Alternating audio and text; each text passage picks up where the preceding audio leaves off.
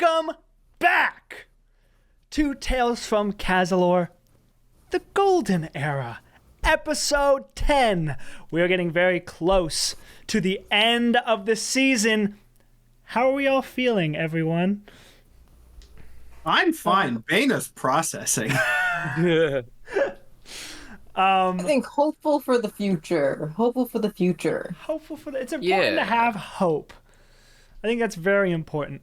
Also, just because we have to include this in the YouTube video, Mike, do you have something you'd like to show the class? I do. I don't think this has actually been explained in the YouTube realm. No, it just happens. That's very funny. They have the results, but none of the context. Good. Actually, can I suggest keep it that way? Keep it that way. Just show it off. A fun little mystery. Okay. Yeah! No explanation for why I have this. Look at that. That's exactly what we New need. hobby acquired. That's exactly what we need. I'm pretty sure they did explain it in the after show and backstage. Maybe. Hey, you should get a True. backstage If you want to pass. know the secret origin behind the balloon animals, give us money. Give us money. Yes. All right. That said, last episode, coming immediately off the Kragaloth incident of 236 AA, our players began searching for their missing squad mates, Highblade Vera and Splat, only to find nothing, and their comrades had completely disappeared off the face of the earth. No tracks or traces of them in sight. Begrudgingly, they decided to push forward with the mission on foot, only to run into an absolutely gargantuan walking tree named Kanjik. This walking tree provided a home amongst its branches known as Sanctuary. Here, we met Gwen Grimm, Jeremiah's old partner in crime and dedicated protector of Sanctuary, along with Solomon Scantilla. More on that later. The headliners became fairly confident that their missing squad mates will be with Fertala after discovering the news about supercharged night fairies that have the ability to teleport through shadows. After some hard questions from Gwen Grimm, Captain Baina convinced Sanctuary, mainly Gwen Grimm, to help them get to their destination. While traveling with Sanctuary, Winnie met Grammy, an old woman with a very similar gift. She can talk to plants. Grammy's job is to talk to the walking tree Kanjik and communicate Sanctuary's needs and also just be a companion. And after gossiping all night, Winnie began to think, who's gonna replace Grammy when she dies? Because this woman is old. Maybe she found this place for a reason. Meanwhile, RG got Solomon Scantilla alone to try and finally get to the bottom of who Forget-Me-Not really is, only to discover that Forget-Me-Not's full name is Corey Baina, who has a brother named Adrian Baina, who you might know, and that Forget-Me-Not is actually Captain's sibling.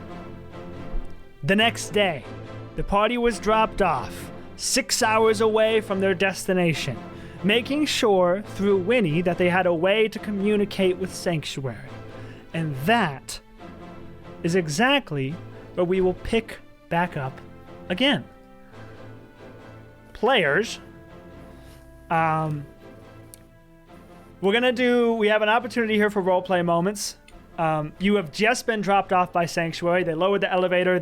You got your 2 horses, you got yourselves, and Kanjik, the giant walking tree, scuttles and slaloms his way back into the Atrarian forest, hidden as soon as he's out of eyesight. Take it away. It is, by the way, midday.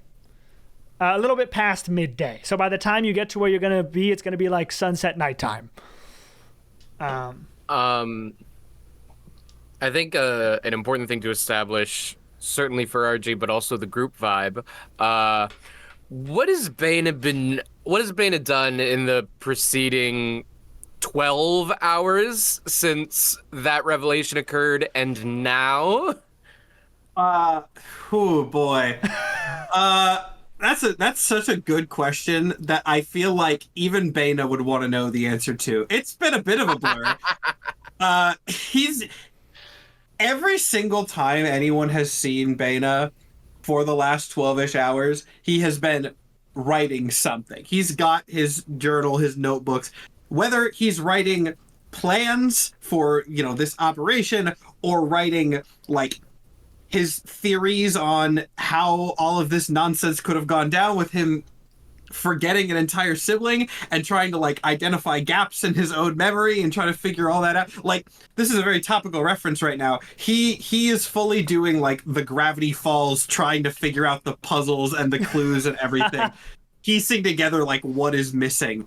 And that's just constant. He hasn't gotten very far, we'll just go ahead and say, but unless anyone like asks him about it, he's just been doing that for no apparent reason.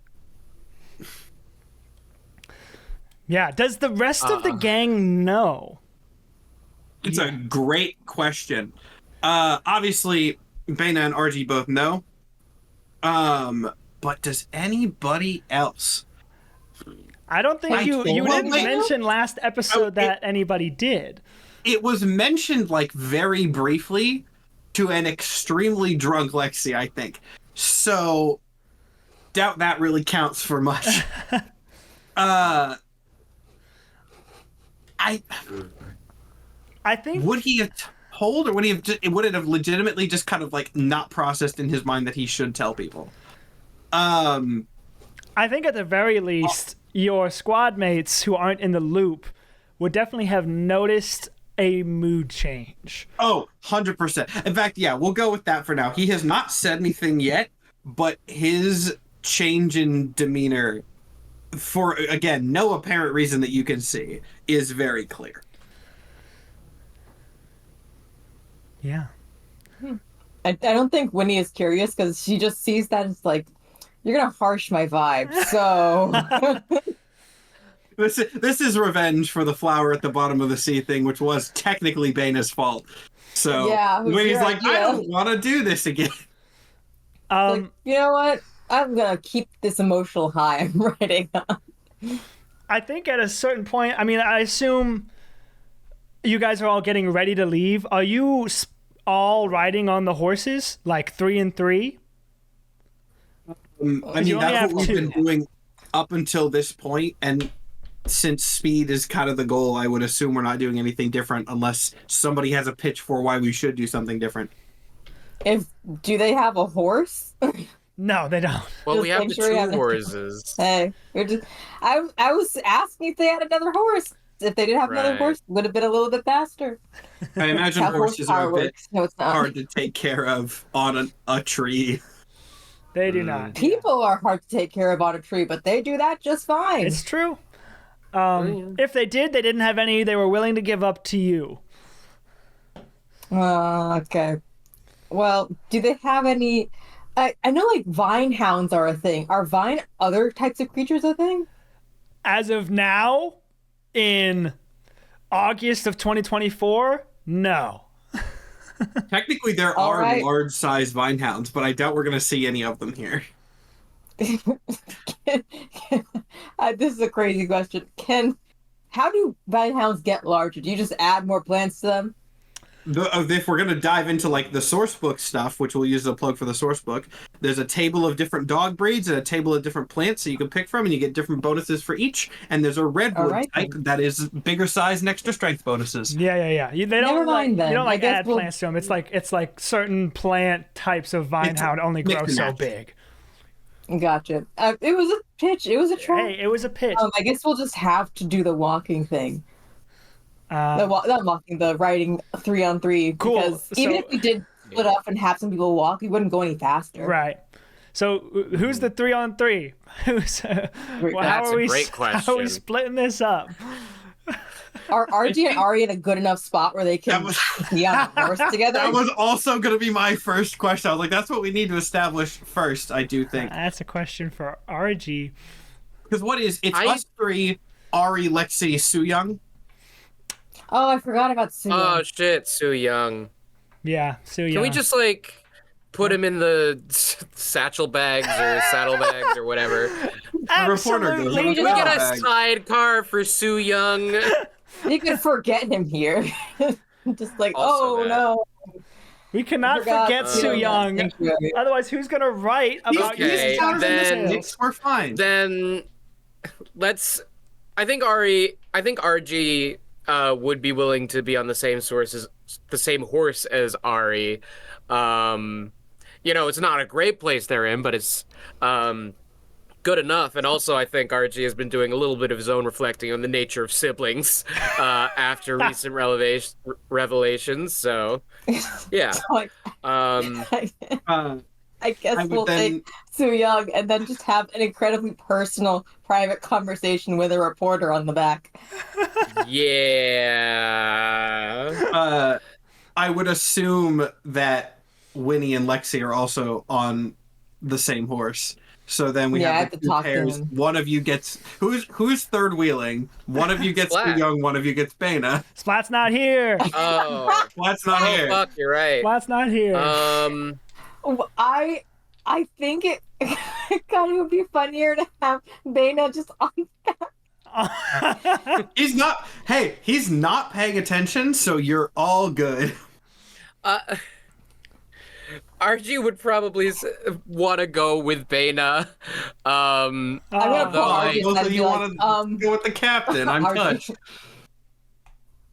RG, this is so hard to say, but Lexi and I are sort of seeing each other, and we have to talk before our possible last moments together. Wow. What a revelation. You're saying that like you're not surprised, and kind of don't need the sass right now. Okay, well, you know what? That's fair enough. I kind of need to ride with the captain because I can trust you with a secret. Right? Yes, what's going on? So remember that investigation I was doing into Solomon and into Corey, who is probably Forget-Me-Not and all that business with Yeah. documents and such? Mhm. So we found a surname for Corey. The surname is Bana. Corey is Bana's sibling, and Bana Oh. is processing that. Oh. So unless Mm. you want to saddle all that baggage, you kind of got to go with Sue. But Sue's gonna write about our personal situation. No. Listen, his gossip column has been closed for a decade, all right? He's not going to write about your relationship, I don't think. I mean, you should see him try to write romance. It's not very good. It's incredibly dry. Okay. All right. Well, I guess I'm trusting you here, RG.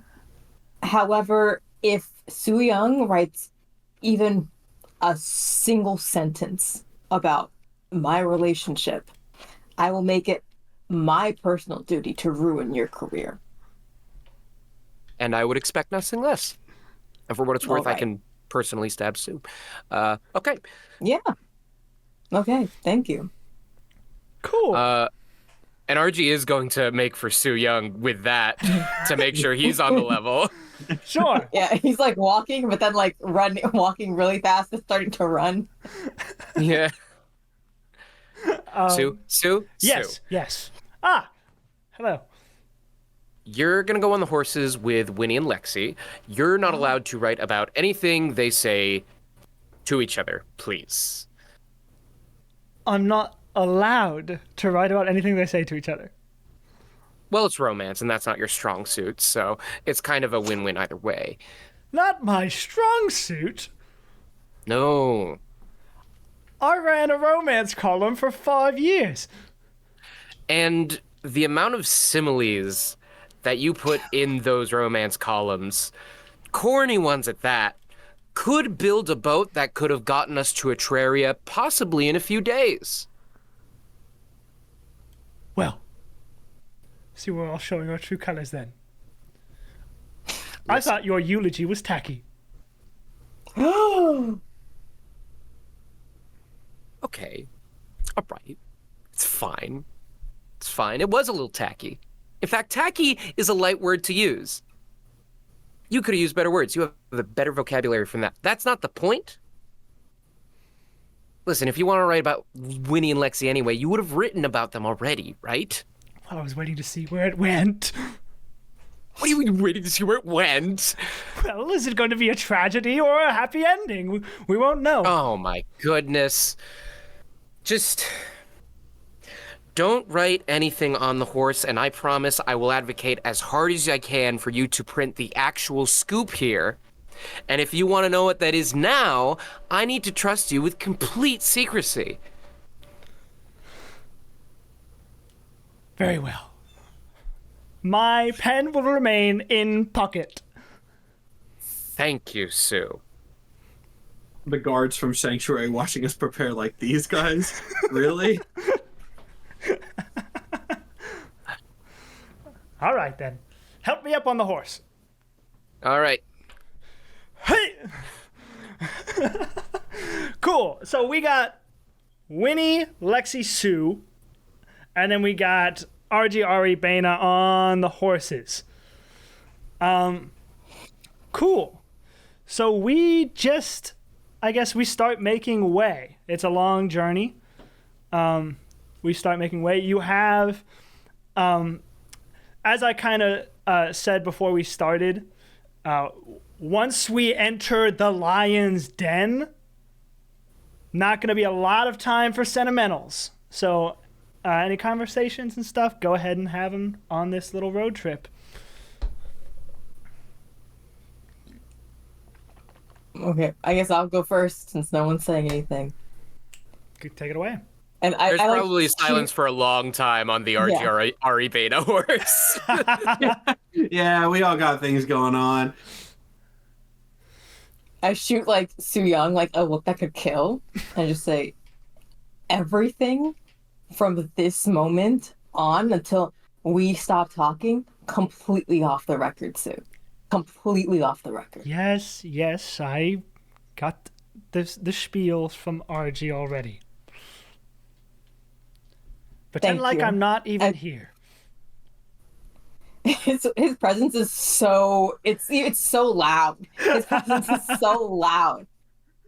Like, so Lexi, what did you think of Sanctuary? I mean, we didn't really talk a lot when we were there. I was busy. I wanted to tell you all about it. Yeah, I wanted to talk to you about it too. It's a pretty nice place, huh? Yeah. I mean, the alcohol. I understand why Jeremiah was protecting it. Yeah, it's crazy how such a crazy bastard could create something so beautiful. Well, I don't even know if he created it. I think this place has existed for a real long time, no? I guess so. Yeah. But I don't know, I saw a lot of Jeremiah in Gwen when we were talking to her. They're both very intense. But well, I mean, you gotta be. The lives of all of those people, a whole community are in their hands. Yeah. I mean, I guess after visiting, I kind of get it. You know, you exist in a space that a lot of people don't know about, and a lot of people don't want to exist, or even, and you want to protect it with everything you got. When we were there, I met someone. Really? And not like that. Oh, okay. I met an old woman that had the same gift as me. What? That's crazy. Yeah. What are the odds of that? That's it. I've never heard of that before. Two people having the same, not the same, but a very similar gift. I mean, hers is different. She has to pluck flowers in order to communicate with them, but she could talk to Kanjik, the tree. That's the tree's name. And listen, this woman is really, really old. Oh, like, oh no! I was surprised she was talking to me like really old. Ugh. And since we have been talking about where we go after this, and she has to communicate with the tree in order to tell it where to go. I was thinking that we make Sanctuary our home. He kind of thinks. And he goes, well, my relative's farm that he was going to give us is completely off the table if we do that. Just so you know. I am so okay with that. Extremely It's a okay really nice with that. farm. It is in your hometown, and those people are crazy. That is true. That is also true. But it's still a nice farm, objectively. Just in a... Okay, yeah. I totally get that. Sanctuary has alcohol. Really good alcohol. I can still smell it on you. What? Okay, maybe a little bit. I don't feel great right now. But... It Terrible was really good. choices. It was really good. I love terrible choices. I mean, hey, we're about to do something really dangerous, so I wanted to, have a little fun. But, yeah, I mean, I wouldn't mind that at all. So you're okay with it? Yeah, sure. As long as we're both there. Yeah, that's the plan. That's the goal. I mean, we'd obviously meet and hang out with my parents a little bit, but I can just tell Granny where we'll be when we want to be picked up, and right. Hey, they'll welcome us with open arms. I mean, yeah, it would be hard to not visit home, so I'm sure eventually when Grammy does die, we'd have to make the official transition. For sure.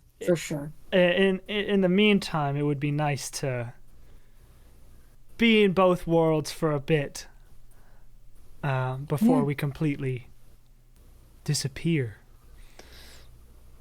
Yeah. Would be nice. It's a really nice place. It's really nice. And I hope you can see why it's understandable why the people would want to live there and not want to be in our position, sort of about to go possibly die. I mean, if you're asking me if I'd rather hang out in a cool treehouse all day or go do what we're about to do, obviously I'm gonna pick the treehouse. Yeah, exactly. But I still, I have great respect for everyone here right now, including you. Thank you.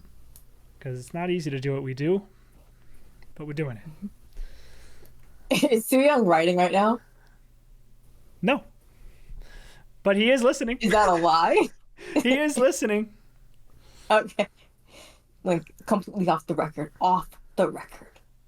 I didn't even say anything. You're writing with your eyes. I can see it. Accusations. Incredible accusations. Maybe. It's a good conversation. I'm happy for you both. Thank you for what it's worth, I guess. Yeah. Well. And that was what I had to talk to him about. So cool. All right. The RGRE Bana horse. At some point into the ride, probably at least a full hour in, RG finally says, Captain, permission to speak openly about what has transpired in the last 24 hours? Yes. At this point, I think it might be fine to go ahead.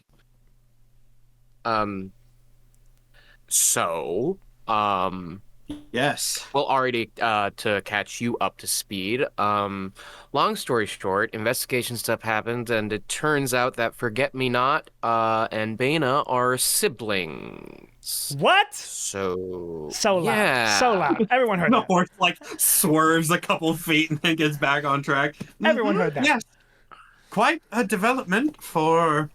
Well, think of your reaction and then compare that to mine. Yes, how have you been faring, Captain? Hmm. Hmm? Hmm. Hmm. I am coming to terms with the information that I have been given, and now I am moving to act on it swiftly. Yes. And what would that course of action be, Captain? Go and rescue my apparent sibling. RG, yes. Right. That is the course of Mm-hmm. action that has been presented in front of me, and that is what I shall go to do. They were right in front of me, Argentum, a few years back, Mm. and I didn't know. Well, I mean, how could you have known? I mean, that's kind of forget. Argentum, I've made a career of knowing things. And my apparent sibling, quite possibly twin, given that we were in the Masmus tryouts the same year. That is something I have considered, but I'm not sure yet. A potential twin was in front of me, feet in front of me. And I was... The only feeling I felt was vaguely unsettled. Yeah, welcome to the club. Hmm. All right. Kind of happens sometimes with twins. If that is the case. I mean, Cap, Doesn't... Alright. this isn't gonna affect the mission, is it? You still with us? It is going to affect the mission. It would be ridiculous of me to say that it wouldn't. However, I would say that, knowing myself, once we get into an active crisis situation, I will be able to pull it together, especially given that I have a stronger form of motivation than I have up until now. And my motivation up until now has been quite strong, so that is saying something. If I might pry, Captain, how is your relationship with the rest of your family? I see them rarely, if ever. It's been years. I've been wrapped up in my work mostly. My mother is still alive, but we don't converse often.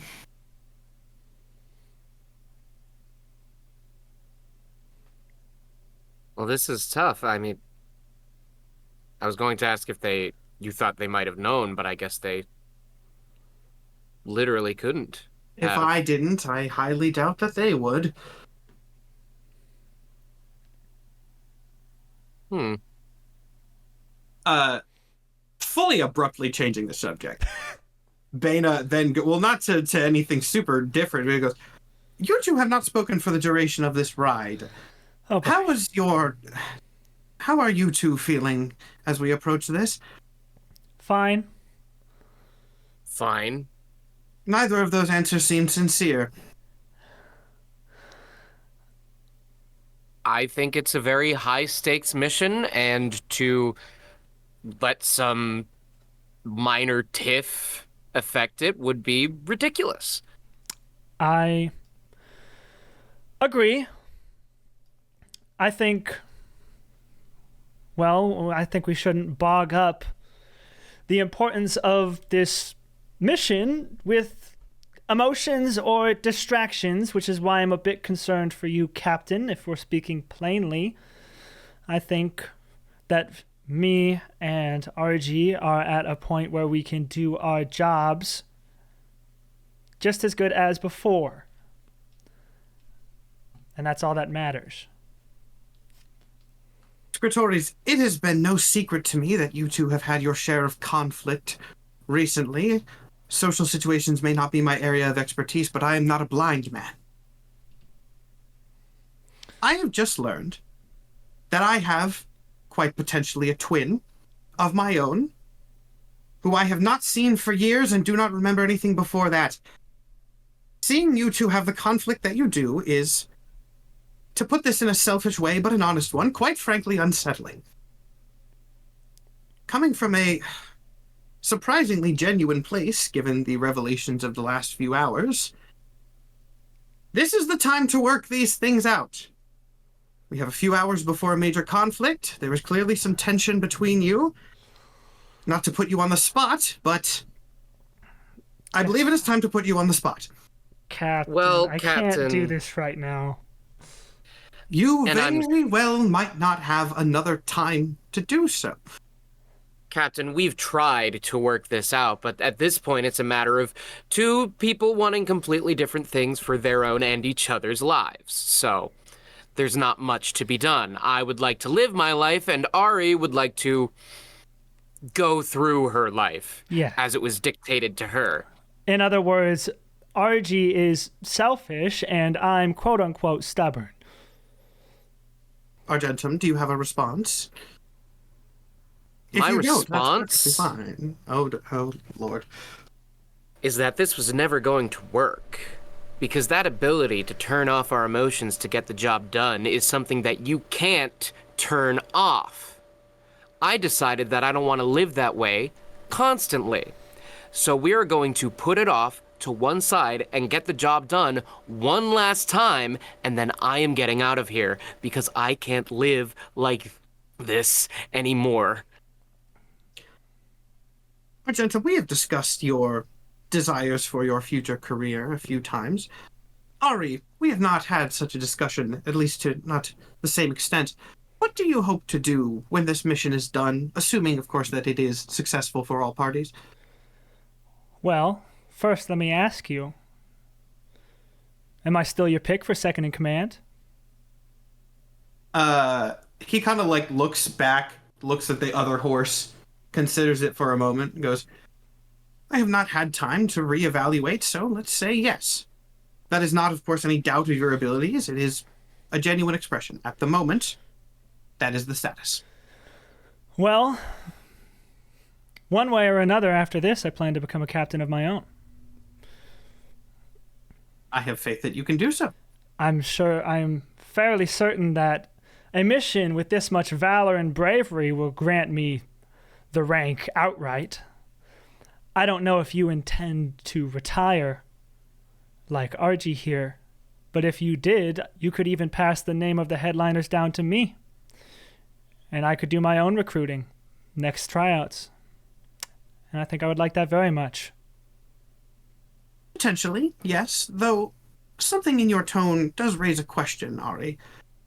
You say retire, but then reference it to Argy in a sort of condescending tone. Do you look down on him for wishing to retire after this mission? Yes. But you don't seem like you would look down on me for doing such a thing. Why the difference? You're old.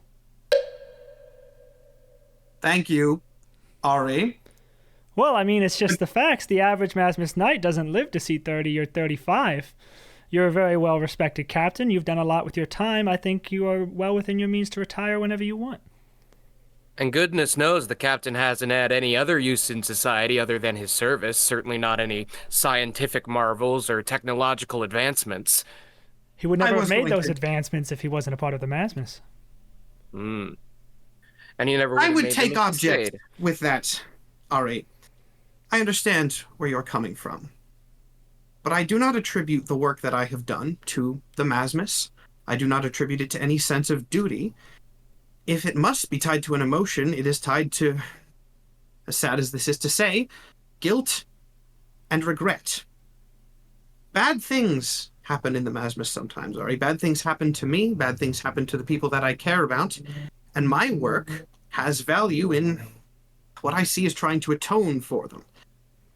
I was put in charge of this squad because I was seen as not upholding my duties to the Masmus. We'll be very upfront about that. You can ask Vera to confirm when and if we hopefully find her at some point. You might think of me as a storied captain who's been in the Masmus for most of his life. Plenty would not. But Captain, it's just as you said. Bad things happen to you. And from that came the greatest invention of this generation. I do understand where you're coming from, Ari. And I don't want to say that your line of thinking is unfortunate, but at the same time, look around at this squad. Bad things have happened to us already. We've had many scares. We've had a death in a short time.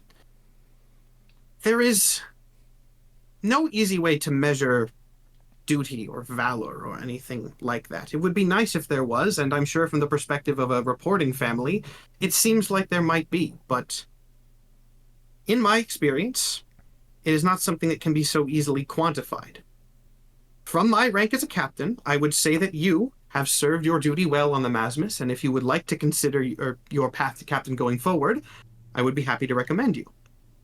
However, I would also say, as the captain of the squad, that Argentum has done incredible work and is worthy of pursuing whatever his passions might be going forward. His duty has been served.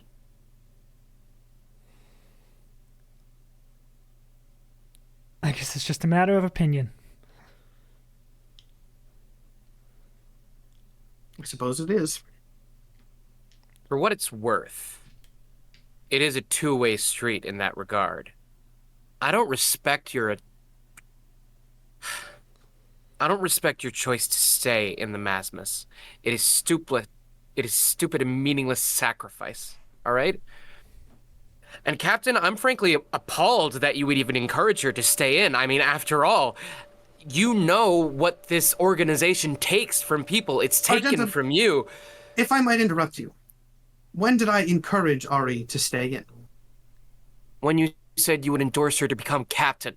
I said I would do so if that was her desire. As I said, I would encourage you to pursue your goals as well.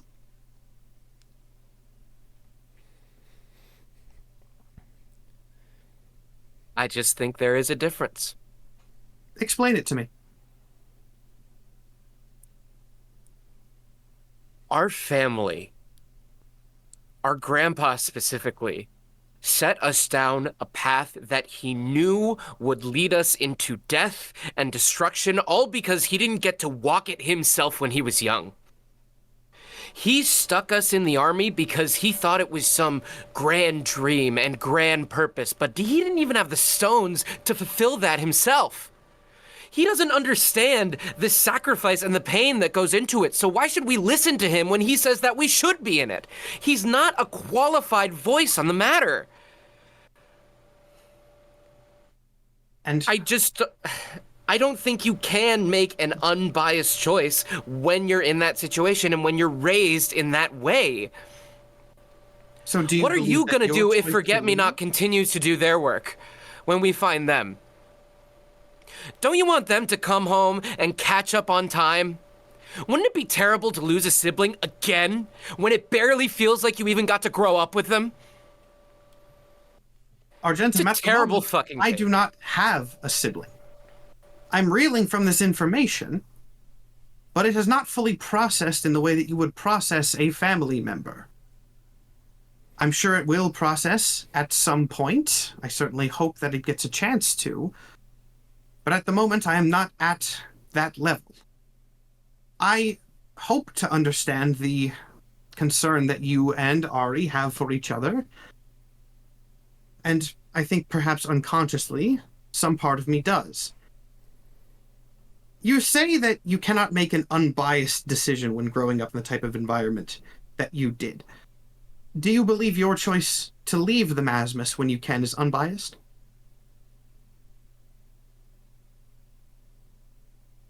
I guess it's the wrong word, but I think it's the right decision because it's what I want. And Ari, do you think that your choice to stay in the Masmus is unbiased? It's also what I want.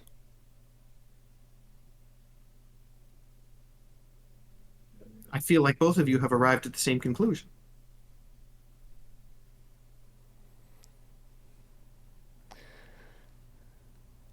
As we tried to warn you before, Captain, there really is nothing to settle. We simply disagree. Yes. And I'm not saying that you have to necessarily settle your disagreements with one another. You don't have to think the same way. I just don't wish for you two to resent each other for it, as, quite frankly, you seem to have done for some time recently. It's a big ask. I'm sure it is, but consider it.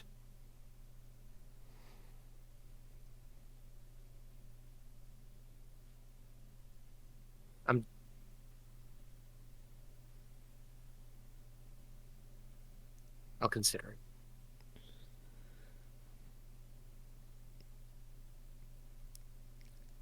And Ari doesn't speak. And I think that conversation is over. Yeah, that's definitely gonna. Boy, the character deaths that may or may not happen later in this. Oh boy, we've set up some interesting stuff. Wow. Okay, let's switch over to main. Cool. So, you guys are nearing your location. Baina, you've been tracking on your crystal the little ball of light that points you in the direction of Forget-Me-Not. And you know just by how long you've been traveling that you have to be getting close. Afternoon turns to sunset, turns to dusk, turns to near night. And I'm going to need everyone to give me a perception check. Oh. That makes sense. What is I'm we leveled up? Did my afraid. perception go up? It did not. But I guess I get 2 because Anthus. Oh, right, I forgot. We leveled up. We leveled up, people. You did level up. Everyone is level 10 now. We leveled up somewhat substantially. My perception 15. is... I got me. I was 6. so confused as to why I had a cringe blade, and it opened up to Lord Cringe's character sheet for some reason. Like, huh? Huh? Gotcha. Shout out to Asians of Hades. Shout out Agents of I mean, Hades. when Lexi slays Fertalo with the cringe blade, it's going to be a really crazy moment. Tales from Cazilor and Agents of Hades are actually also in the same universe. So wait, hold up. In this whole travel, did you not tell Lexi and Winnie about this sibling business? No, we're on different horses. we I mean, are at the Archie moment on told different- Winnie. Okay, I was going to say. Oh and yeah, this- did this may anybody sort tell of- Lexi? No. Oh no, I didn't tell Lexi. It would be kind of funny if he just never. I think well, he might you know, find out like during the It- conversation. That's the, hey, you know what? Nobody told him. Fuck him, I guess. It's funnier if I was going to say that, like, if we have a moment to do like a mission brief before we go into something, Baina might tell him. But since it worked out that the only one who doesn't know is Lexi, funny. Funny. I think we're gonna leave it like that. All right. So Because Now that we're from on Baina's perspective, wait, Baina didn't forget. Baina told him. Lexi was just drunk off his ass and don't remember. Baina did actually tell him. All right, cool. I'm blameless. You have to roll for Lexi to see, like, does he remember that conversation? Roll history. I had this weird dream that Baina had a sibling. rolling history. Let's see here. No, not at all. Perfect. No, Perfect. We Didn't got the funny recall this moment, and I'm not conversation. liable. no, not at all. Okay, what were the perception checks, everyone? Oh, I forgot to roll. 6, I got a 15. 6. Ooh, 15, that's a good roll. 18. 18. You're on watch to see if Su Young pulls a pen out. Okay. Ooh, I hope so. Who got the 18? And Matt, you got a 16? 50. 15. Close enough. Captain and Winnie. Good. One on each horse. You see what would you see first? The trees are really big. You see light up ahead, starting to gleam through the trees in the direction, Captain, that your little compass is pointing. What does the light source look like? Is this fire? Is this some sort of enchantment? I'm assuming it's not natural because it's getting dark. If I have to do a roll for that, but Yeah, give me another roll what for that. sort of What would that be? Perception, I'm assuming, unless I can use something better for beta. Yeah, perception. Okay. Oh, that's a 21. It looks Good roll there, like actually. it looks like lamplight.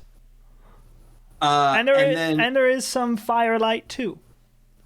Okay, secondary question. If I have to do a separate roll for this, I can, but hopefully a 21 just gets it to me. If it's lamplight, is it stationary or is it moving, like it's being carried or mounted on something? Stationary.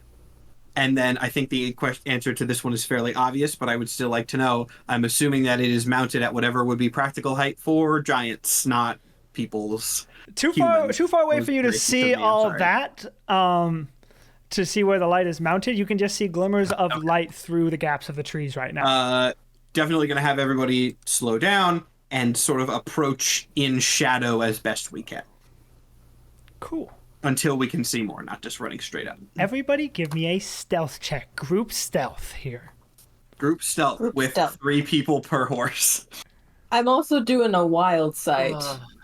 Dirty 20. I'm Bana. See, I told you. Bana's going to be locked in when we get to crisis situation. I rolled a fucking 5. Thank God my stealth is plus 11. 16. Your stealth is plus 11? I I'm mean, a you are a rogue, rogue. baby. Yeah, you are a rogue and an investigative journalist. I guess, sure. I don't like that reaction, Momo. That doesn't Looking at my agree dice, with like, that. could it change? That's just like that's a flat 10. It's a flat 10. Oh, okay. Oh, yeah. That was... I I thought that was going to be way worse. roll for. It wasn't great considering we're in giant territory and specifically the giants that want us dead. Well, how fleet of foot is Su Young? Lexi got a 12. Ari got a 6. We did not do hot, Alrighty. guys. Sue Young got a 17. Dirty 20. What are you guys doing? Sue. So what were the best 3? Dirty 20. Sue with a 17. RG with 16. RG with a 16. Okay. Cool. I'm gonna roll perception. Opposed. Channel the whimsy. I gotta do. Channel the whimsy. I gotta do math. So it was dirty 20 plus 17 plus a 16. 17.6, which rounds up to 18, and I rolled a 17. Let's go. Holy shit. So you guys, Whimsy with 6.6 saved us. 0.6 saved you. The whimsy. Because meet it a would whimsical beat it. 0.6. A whimsical A whimsical 0.6. brush with death. That's the house rule in D&Dorks, is you can use the balloon animal to get an extra 0.6 on your stealth rolls. Cool. So you are all able to successfully approach this scene. What you are approaching is best described as a witch's hut.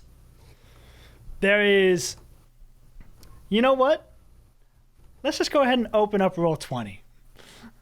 I don't want to, actually. I don't want Let's to just do go that. ahead and Yeah. open up roll 20. And you could keep talking. No. Nope. So you guys don't have to be here. This is just where I placed your tokens. But as you approach, you see this witch's hut. You see a broiling cauldron outside with fire and lanterns burning around it. On the inside of the witch's hut, obviously you see smoke rising from the top and light coming inside. All around the witch's hut, there are fairies. Armed fairies.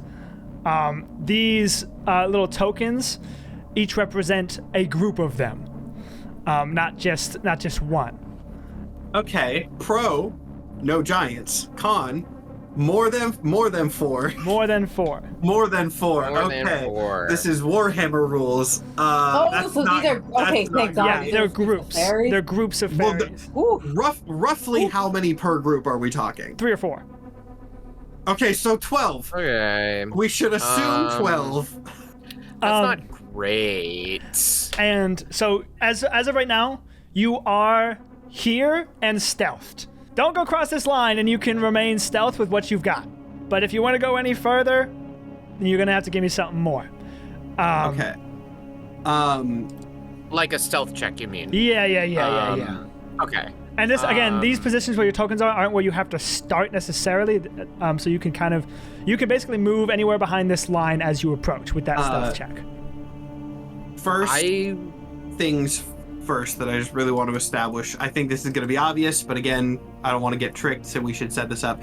Bane is just going to kind of go back and forth, not crossing this stealth line. But I just want to see what I already assume, which is the compass is pointing inside that main hut. Yeah, the hut is where the compass is pointing. Yeah. This is a wild poll, but Bane is paranoid because I'm a paranoid man, and I know how you think as a DM sometimes. Can I tell if it's like in the hut or if there's like an underground? Are we gonna can I tell verticality from this compass? You give me a perception.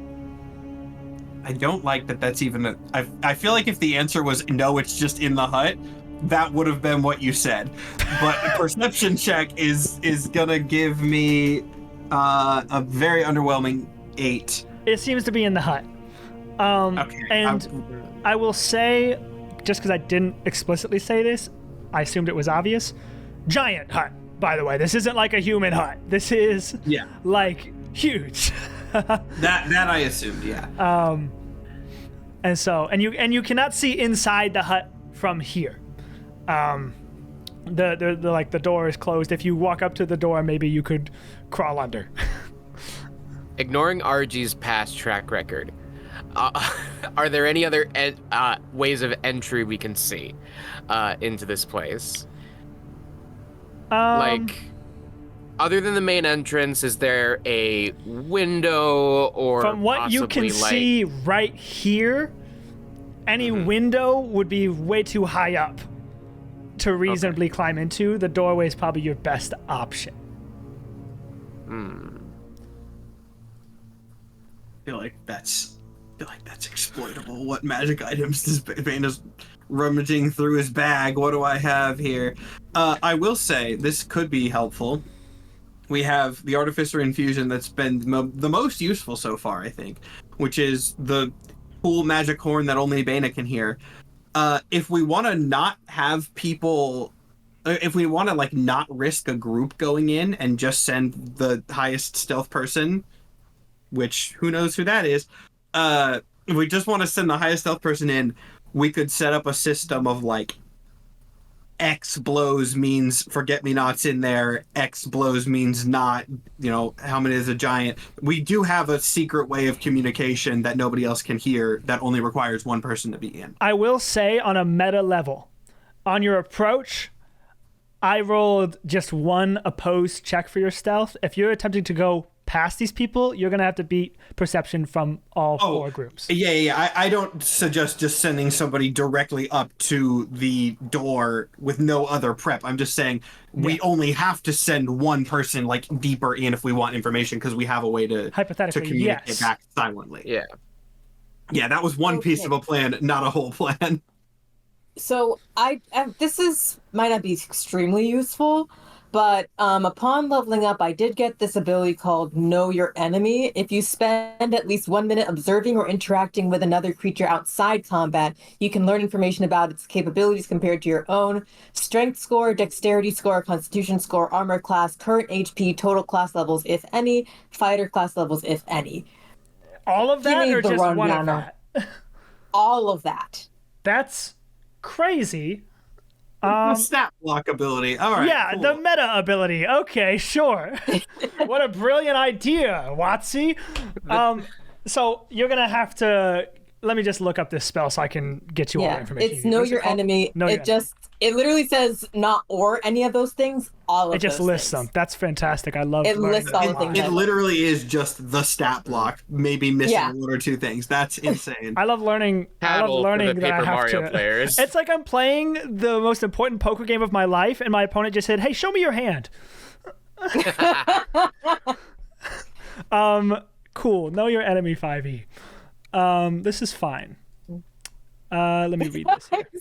I'm so sorry. No, this is actually fine. But to be fair, I did do my wait, the day on. you asked This is the fucking pocket dimension dog all over again for Nathan. This is another thing that I don't necessarily love about D&D Beyond is sometimes they do change wording, because the wording that I just pulled up is if you spend at least 1 minute observing outside of combat, you can learn certain information about its capabilities compared to your own. The DM tells you if the creature is your equal, superior, or inferior in regard to only 2 of the following characteristics of your choice. Okay, why does it say that when you break it out, but not in the actual description? Yeah, that's a that's an entirely different ability. The shortened descriptions on D&D different. Beyond, the shortened descriptions suck. Never use them. They abbreviate the descriptions horribly. Horribly. Yeah. So you get to pick 2 of your own stats, and then I will tell you if they are equal, better, or worse than your own. That's still quite good. Well, then this is a completely useless ability then, because clearly they're going to be lower than me in all of these things, except for maybe, let's see. It's worth knowing. What are the characteristics you get to check again? You can pick strength, dexterity, yeah. Wait. Armor class, hit points. Class level doesn't really apply here. Yeah, and fire level doesn't apply. I think it'd be good to know possible HP range in case we do get into a combat. There's no way they each have 94 hit points, because I have 94 hit points right now. Yeah, you've been bumping. So knowing that they have less than 94 hit points doesn't really help me. I mean, okay, fair enough. Okay. Can you do stats? I forget. There were so many things that were listed. I would like to know how intelligent strength, dexterity, constitution, or the stats. Yeah, you can't do whiz or charisma. Okay, no mental stats. Right. I hope they redid this for D&D 1, because a lot of these things I could tell just by looking at the creature. Me as a person looking at this combat. As we're looking at that ability, Spud is with us, right? Spud is with us. I feel like an interesting option that we have. If we should be sure to take his little vest off so that it's not obvious that he is like part of some sort of strike force. But that's so true. If we send him out into the woods to make like a distracting noise or something, even if they like go and find him, there's a dog in the woods. There's an animal in the woods by himself. That's not. Why would it be there in the woods? Like that's, being an animal. That's that would be a really good method for distraction. But we just have to remember to take the vest off. Which you know what? I'm just gonna say now I'm doing that. Just I will also say effectively, if you wanted to go the combat route, because you succeeded the stealth, you would get a surprise round. These fairies fly, right? I just want to that these have. I will say when you look at these fairies, you are once again reminded that they don't necessarily follow all the rules of anatomy that we do. Some got multiple arms, or a mouth where it shouldn't be, or eyes where they shouldn't be. They are bastardizations of humanoid anatomy, but they all have wings and arms and weapons. Got it. I mean, yeah, if we have enough people, if we want to try to do like a distraction route. I mean... I guess that would be good. I think the problem here is that they're gonna whittle down our HP and resources so fucking quickly. Yeah, another and valid... even if we choose not to fight them and just rush in, they're gonna follow us inside and bring it all down. Yeah, I was about to say, right now, roughly how far are we from Avalarium? Like Avalarium itself? I would need like a nature or survival check. I can do a nature check. I have a +8 to that now. I won't use any of my bonuses, at least unless I get horrible. Actually is a pretty bad roll, but it's still a 12. I mean, you're farther than you thought you would be. You're still kind of in the thick of the woods. I mean, this is I mean, you can deduce because you're more attuned with magic. Like, if this is a witch's hut, they're gonna want to be near nature. And so you're pretty far into the thicket. You could get to Avalarium within a day for sure, but with a 12 you can't tell much beyond that. Okay. My worry was like, if something gets screwed up, can a fairy with flying get to Avalarium and call reinforcements within like an hour? No. And it sounds that's not the case. You don't think so. You don't think so. And to clarify, these are not night fairies. These are just regular fairies. These are not night fairies, just regular pink skin. Okay. You don't see any dark purple fairies with crystals in their backs here. Okay. Well, that's good. That is really something. I still think it's worth going the stealth route, because if we can Okay.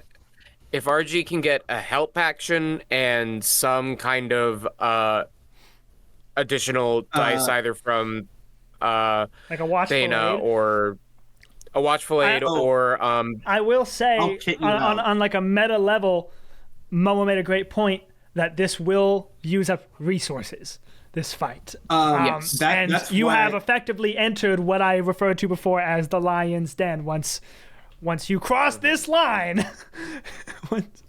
once you cross this right. just But what if we just like reminds dip me- a toe? We want to dip a toe in the lion's den and like see what it's about. You know, I just wanna get- how many get- lions are in the den? Can I get a free trial of the lion's den and like get a refund later? Do they have a tire swing? Are they enriched in the enclosure? These are important things to know. Like, it just reminds me of the fights in Baldur's Gate where you have to go through all these fucking enemies and then do like a 4-part boss battle. It's like, I want to go home. I'm tired. I don't want to be here anymore. And there's no quick Yeah. save. There's no Yeah, quick save. You so- just have to keep going. Like, oh Yeah. no. I have Yeah, either way, like Gadgets I the can matter give of you getting on the- us into the building is going to suck. So whatever we can glean from a little Yeah. scouting, one-person scouting trip will be valuable, I think. if you're going in, Worst comes I'll to give you worst, the we horn. lose the surprise round. The horn? Ooh, can I'll I? give you the horn that we have. I will give you a new gadget that I have, which is the Helm of Awareness, which while wearing that, you have advantage on initiative and can't be surprised. And then also, that'll be helpful if you're trying to sneak around. And if you want Amphis to go in with you, Amphis now can heal people. That's a new thing that's very helpful. I hadn't mentioned really? that yet, but one of my higher level abilities is I have a thing called Arcane Jolt, I think it's called. Yeah. When I hit a target with a magic weapon attack or my steel defender hits a target, I can either deal extra damage to it or restore hit points to a creature or object within 30 feet. So now I have a little bit more support power, so I can give you self healing and surprise. Now Bana really gets to go into his I make magic gear for the team mode. So you want to give RG Amphis? I can do that, and yeah, like I said, this is the moment where we're gonna do some We're big plotting stuff. and scheming. I also know Yes. for a fact that Amphis somehow recognizes Forget Me Not. We don't know exactly how that works, but it seems like Forget Me Not's power might not work on constructs. So whoever is like getting closest in, having Amphis there makes sense. So Okay, so right now, just so I'm tracking, currently the plan is to send RG in scouting with Amphis, with all of my shit, yeah. and you're giving a helm. He already can't be surprised, but he gets advantage on initiative. And Yeah, we want him to what have that else? because he will probably be in the also, thick what do of you it. what do you I- hope to gain from the scouting endeavor? Honestly, you go ahead. If we can get RG is looking for ways of getting into the building that would least alert these groups of fairies outside. He is looking for points that these fairies could be drawn to in order to create a distraction for us to possibly get in. And if there are any ways that he can look into the building, that would be great. But Yeah. we're not like going to endanger being spotted in order to get a peek in a Right. window or whatever. One- Or whatever peek hole there might be. This would be tough because it would require us to look inside, but one piece of information that I would really, really, really, really, really like to know before we get into an open combat is, assuming Forget Me Not is in here, which might be a bold assumption, but we're going to work with that. I would love to know what state they are in. Are they like super Right. malnourished and injured to the point where we're going to have to carry them out, or can they run on their own? Like when we get the VIP, how much are we going to have to carry them out of here? That would be so Right. good to know going in. Okay. And again, we'll set up a little system if Mike is cool with this, of like, if how much you want us to detail this is fine, but like however many blows on the horn gets communicated directly, because that has like a 300-foot range. So that means you can tell us information very quickly without anybody else noticing. Cool. Okay. So if RG's doing that, I will allow everyone else to position themselves anywhere behind a line.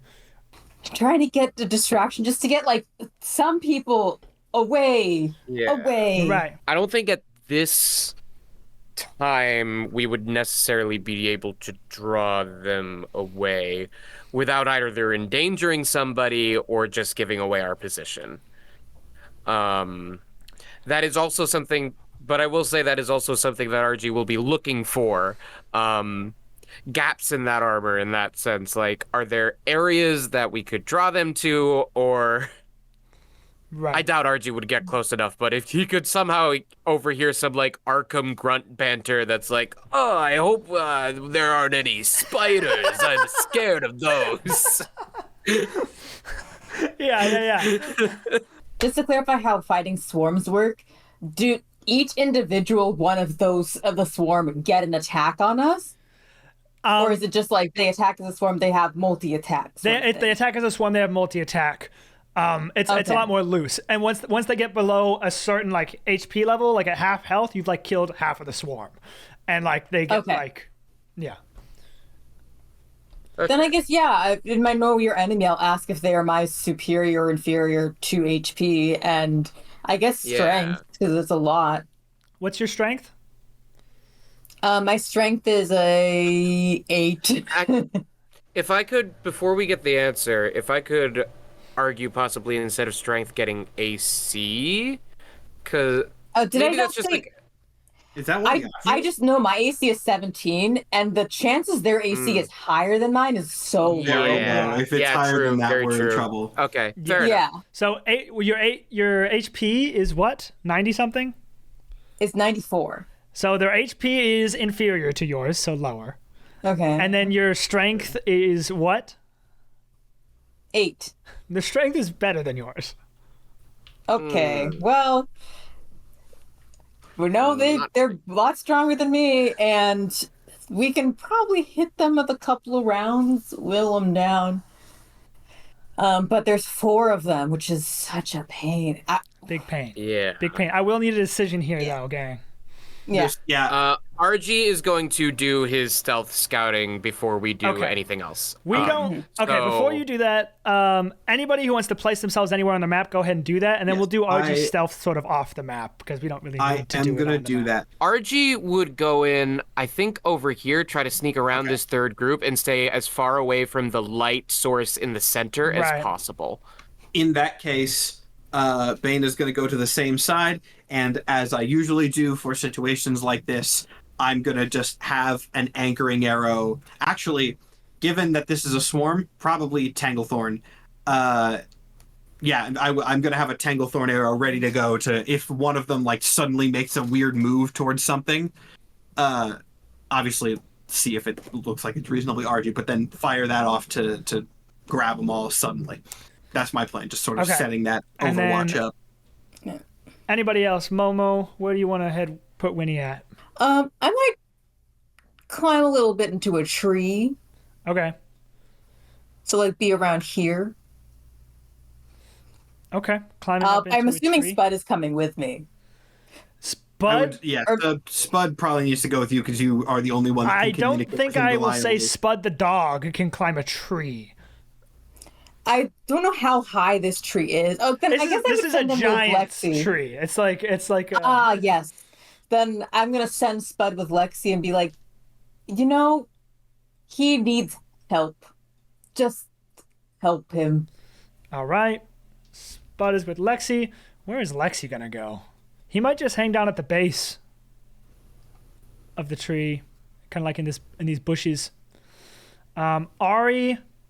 Ari's ranged. I guess everyone's ranged except for RG now. Everyone has the potential for it at least. Oh, because Lexi has his boomerang! He has his boomerang.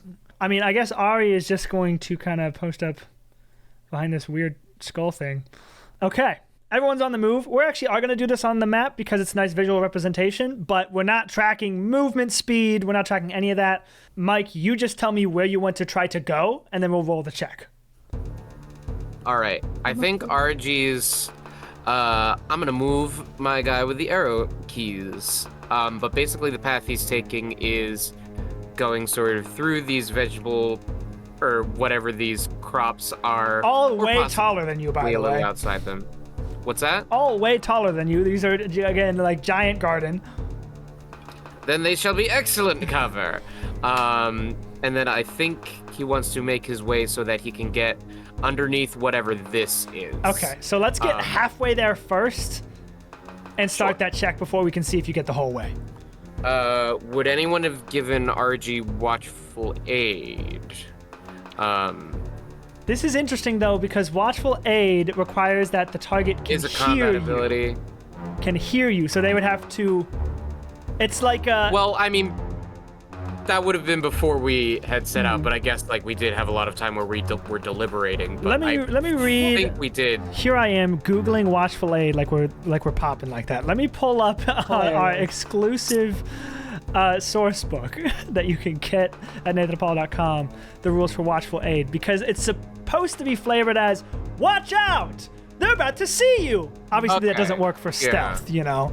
But I'll read it and I'll make a ruling and be fair and honest, because watchful aid would Hey, seriously. I am help. always willing to take mechanical disadvantage for continuity with the vibe and world lore.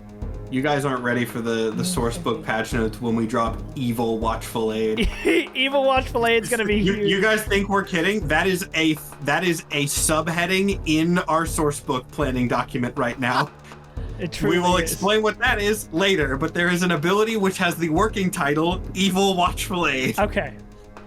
It does just say callouts, and if it was intended to be like something that you do in the truly in the heat of combat, it would only be allowed as a reaction.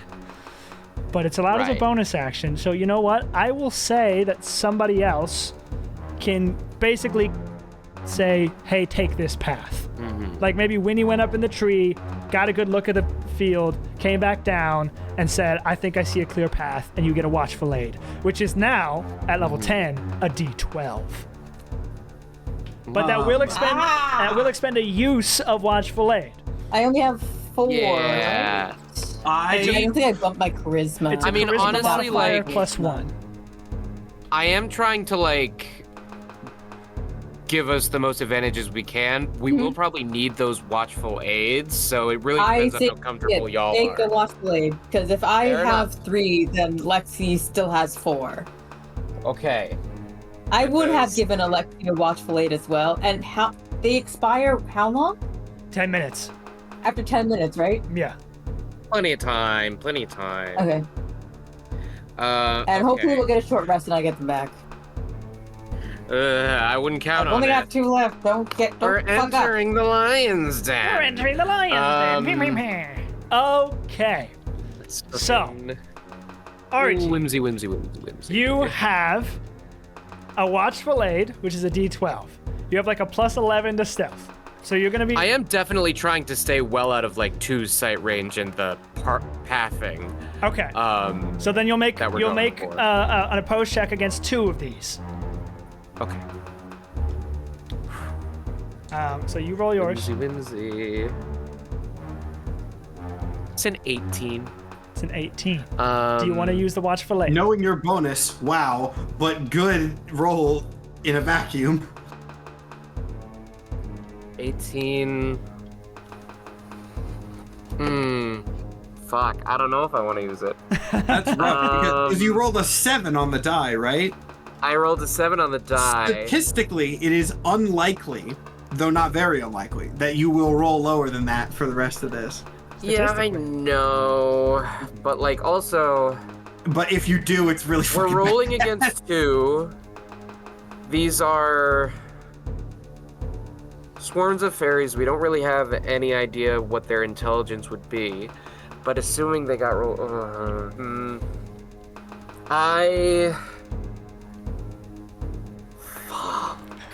Because I know I'm going to be making another stealth check probably in 2 minutes, so...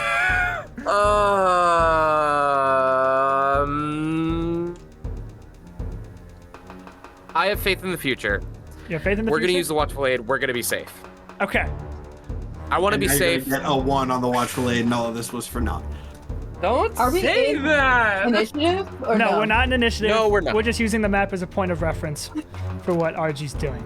But if RG gets spotted, he'll be in initiative. Then we're in initiative. And he has an advantage on it. Matt, you're a motherfucker. That was 1. I do not control the dice. I am not the DM. Yes, you do! You spoke it into existence. If I did, do you not think I would use this power more frequently? These are my character dice. They're my youngest set of the dice. They're very fucking impressionable. They heard what you said, and they thought, oh, that'd be funny. Because they're in their terrible 2s, and that's what they're like at this age. Spiteful little Cool. things. So you got a 19. I'm sorry. I'm now going to Which is a roll. fine roll. It's a really good roll. I'm gonna roll perception. Cursing your dice from afar. First one was a 13. It'd be funny if one of them got an 18 now. I would like that. If I can I'm predict manifesting once a again. 2. I'm manifesting an 18 for the funny. Was almost an at 20. It's a 14. You are hidden for now. You may continue along. That Okay. check can get you to the destination you originally wanted to go, which was like when you approach this little section here where number 4 is at, it's like a balcony type thing. Like you can see at the front, the stairs go up to it at the front entrance. Yeah. So there's like space underneath that for you to hide. Yeah, and that is the play that RG is going to go with. So you are now underneath the front deck. Now what? Okay. We're underneath the You've front made deck. it? Um, Now what? is there any other are we able to go deeper under the building from the front deck, or is it just like at a certain point you're hitting tree stump or the edifice of the building At or a certain whatever? point, you just can't get any deeper in. Okay. I do have a question. So the bottom of the door, it looks like there's light peeking through. So are we to assume there's like a gap? Yeah, you could fit under a gap for sure. It might be tight. Okay. Fit under. Okay. That's better than I was hoping. I don't know. I just assumed it would be a little bit bigger. I guess if they don't want any humans getting in, they might make it a little closer to the ground.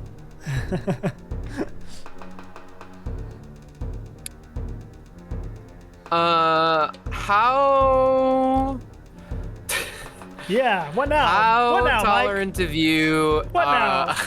I've been Well, I was allowing just- this I was tomfoolery. just I'm like, yeah, sure, thinking- you can go get under the deck. But No, no, you're gonna like this. It's a tune with the world and the flavor, and we're using part of the lore. Okay, I'm hearing it. How amenable would you be to RG spawning a mushroom so that he could possibly climb up to, so he could. Okay, here's the play. We travel underneath the deck like this, behind the stairs like so, to get over on this side.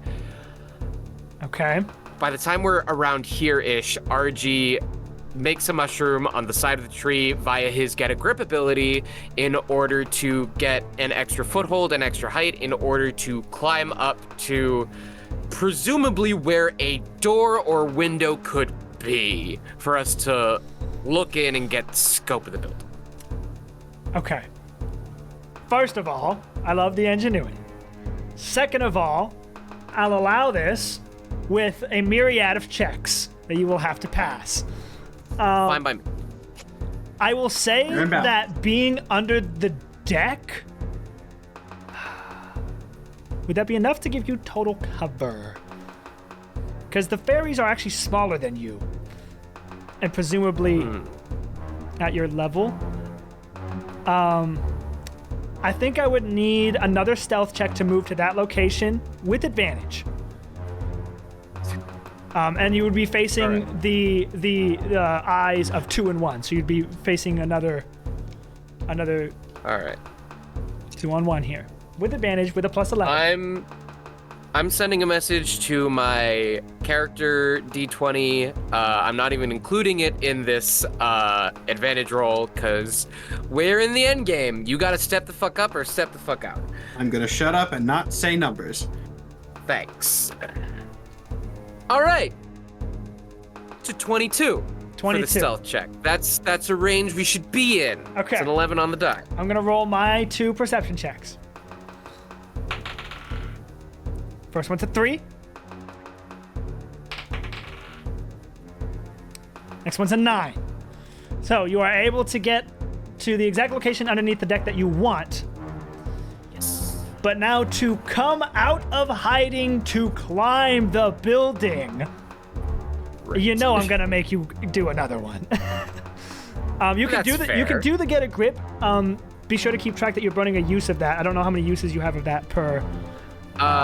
We got a long rest. I have 3 per long rest, so we're down to 2. Down to 2. And notably, by the way, I forgot to mention this at the top of the hour. The little mushroom in your neck, after your time at Sanctuary, has all but completely shrunken away. Oh. And you didn't die. And we When it didn't went even away. need the pimple cream. Wow. Okay. So RG could maybe assume that if that is something that could happen more than once, it's ready to go again. Okay, so stealth check. So another stealth No check. neutral. Neutral. No advantage. Neutral against these 2 guys, these 2 groups. And then I will allow you to peer Purple inside. dice are showing up. That's a 26. 26. All right. I'm going to be real with you, Mike. I need a nat 20 here to foil your plans. So, Well, I need you to Hell yeah! I need a nat 20 here to foil your plans. So, here we go. Manifesting bad things for you. Wish you the worst. No, Thanks, it would bud. be whim. Actually, yeah, whimsy. Here we go.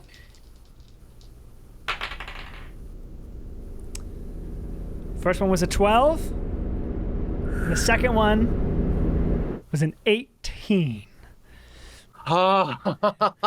You are able All right. to climb up to a window outside from underneath the deck into a sort of window. It's really just an opening, but a window that peers inside. And now, and only now, will I allow you to roll a perception check. Please don't. Please do so well. If it matters, You're gonna has do the dark so vision. well. Has the dark You're- vision. It's that gives any actually bonuses. it's lit up inside. There's Okay. going to be some obvious stuff that you can tell, but You You're would gonna do roll an a nat investigation check? No, I'm. I'm going to need a perception check to get a glimpse. You're gonna roll that 20. What's happening over there? Okay, my perception is +0, and my investigation is not +0. So, perception time. It's a 12. It's a 12. Okay. Slightly above average. 12. Here's what you were able to glean from just peering over the windowsill, all right? First off, Oh shit, Amphis! Amphis for perception. That is true. He can't talk to you, but if Nathan will allow, I mean, he can roll perception, but I don't know what information he could glean from it, but sure. go ahead. yeah, I'll do it anyway. He doesn't have yeah. bonuses. to He'll roll that. I don't perception, believe. get a nat 20, and then you play 20 questions in the woods with him after. I mean, yeah, because the Hey, if only he way can he give can me really s- communicate with you is sound too. Let me see. His wisdom is a flat +0. So once again, we'll see if we can get better. He is familiar with Corey. That was also a 12. Cool. So Well, So, here's that what, was that just was a waste of 60 seconds. here's what you can glean from peeking over the windowsill. We didn't actually roleplay this way back in episode 2. We roleplayed Winnie's, but it looks a lot like the witch's hut at the Masmus Training Academy. There's just so much shit in here. Everything you could need for potion making and enchantments and all this kind of stuff, notably empty. Empty, but it looks like somebody was here. Like you saw smoke rising from the tower and the lights are on. But empty inside. And there's a ton of shit everywhere. I think with a 12, I mean, that's all you can really get. Just had a thought. Can't believe this didn't cross my mind earlier. RG has the compass now. Where's it pointing? He has the compass. It is still... It's in Amphis, right? Well, you said you would've took put it that. out. Okay. Sure. Yeah, It's in and that's Amphis. where he keeps. That's where he keeps it. Where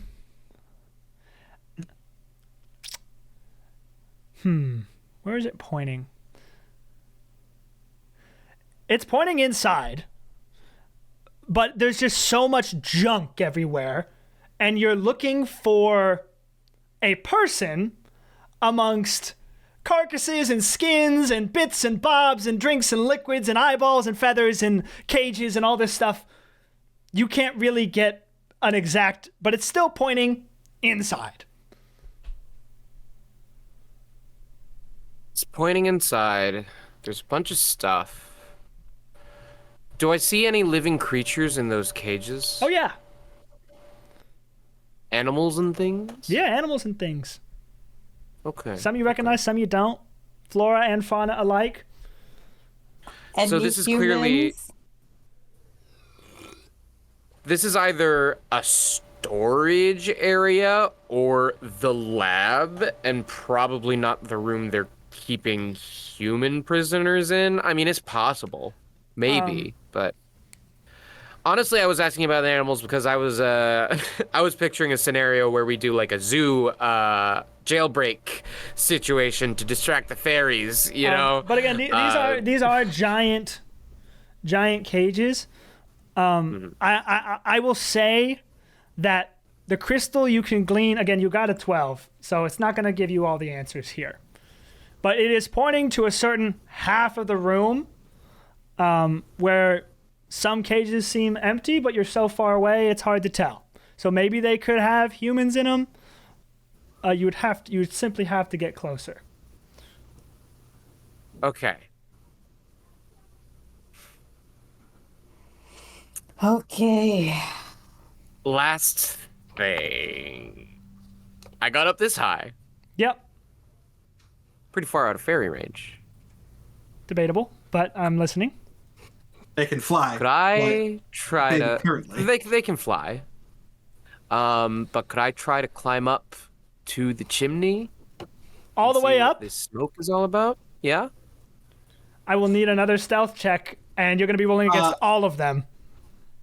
I don't know if this provides any sort of assistance, but since Amphis has been somewhat helpful up to now, I also do want to note that by virtue of having Amphis, RG does also have like a 10-foot rope. If that helps the climbing be easier in any capacity. I mean, it wouldn't make it stealthier, but it would make it so I wouldn't have to use like a get a grip again, which Yeah. would be good. You won't have to use that. It would be quiet because the rope, like you don't have to throw anything up there. Amphis can move on his own. So Yeah, I will allow that, but it's gonna be 1v4 this time. Flat roll for you. worst case scenario, you get seen and worst case scenario, we get seen, you have an initiative advantage, and then we can ambush them. So worst case scenario is not like Dark Souls, you died, right? We have options. Mm-hmm.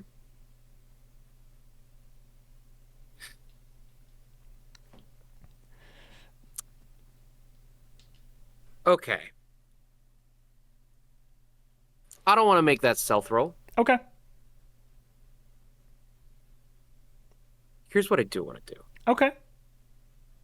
I want RG to use the horn to relay the message of begin pursuing combat. To be fair, we did establish that the horn unfortunately only has 4 charges, so I don't know. It's not beyond you to develop 1 blow means this, 2 blow means this. You've done it before. Okay. Yeah. Cool. All right. Cool. If Nathan's So, gonna allow it, You nice. did it at Nunez Estate. So RG, and if this is how we want to flavor it, here's how maybe the code would go. RG horns Baena. which specifically means we are going to start attacking. We are going to start using aggression. Two, whatever number. We'll say 2 horns, meaning do not overextend, cause a scene. Because what RG wants to do is, while they're doing combat, climb up to the chimney, climb down the chimney, infiltrate. That's a hell of a risky play. The unfortunate thing about this is I don't necessarily have a way to communicate back to you. Right. This is a very one-sided thing, but I mean, I understand that RG would not be able to communicate what he's doing, but like, yeah, I mean, Is this what you want to do, RG? Bana can't I give wanna insight get a because you're thought. alone. I think that's communicated to me at least. That's for communicated sure. to Yeah. you? Cool. RG, shut up. Matt, what are you doing? I want to. Well, I want to discuss this with people, and Momo has stepped away for a second. yeah. I don't want to just be like, we're doing this because this is a wild thing. I want to make this decision for the group. I'm not against it. I just want to discuss the strategy first. Make a note to make a bunch of fucking edits around 2 Oh. hours. Well, if we're killing time here, do we want to talk about the real patch note that we made? If we're about to maybe get into combat, No, we'll The save that climbers? for something that's not going to get cut. Because if we include the patch Fair note enough. here, I have to include this shit in. fair enough. Okay, let me think for a second. Sorry, when you do I drink even- water, you got to go to the bathroom. It's true. Yeah, that's fair. Everything has the plan is sort of changing while you were gone. Basically, RG wants us to start fighting. I'll let Mike say it again. Say it again, Mike. I could hear the whole thing. I could hear the Never whole thing. mind, we're fine. We don't have to talk about it again. Cool. What are your thoughts? Yeah, what are your like I said, I was waiting because I didn't want to throw us into this. What are your opinions on this? First of all, I did forget that since I'm level 10 now, I did have Inspire Valor, and it could have given you advantage on dexterity, which means you're self-checked. I'm so I don't sorry. thi- I completely forgot about that. But I don't think we have a lot of other options. I mean, you could just sort of bite the bullet and just jump in there, hope for the best, and use the horn to more cover your escape rather than to cover your entrance. Because if there's not a giant in there, I don't know if it's an all clear. It could possibly be all clear because they have all these guard dogs on the outside. Mhm. It wasn't Okay. expected you would ever get inside without being seen. So the Right. chances they have watchdogs on the inside too, I wouldn't. If The question If we also wanna remains, if cause there's a no weird giant scene- inside, who are they guarding? yeah, I don't know. if we want to cause a scene on the outside without actively like firing an arrow into their midst, I do have ways to do that. This is just the Bana uses all his gadgets episode. I have magical tinkering, which is a level 1 ability. I can just take anything, he got crystals on him. I can make any random tiny object shine bright light for 5 feet radius and then dim light for another 5 feet. So it's so easy for me to just cast like light on something and then chunk it into the woods and throw a couple of those around to make like lights appear so they look like they're surrounded. That's pretty good. If That's pretty good. whatever distraction have 4 at a tactics you time. guys have, in the interest of fairness, RG and I, the player, would not take into account for any decision making. But here is the sequence of events as they can go. Mm-hmm.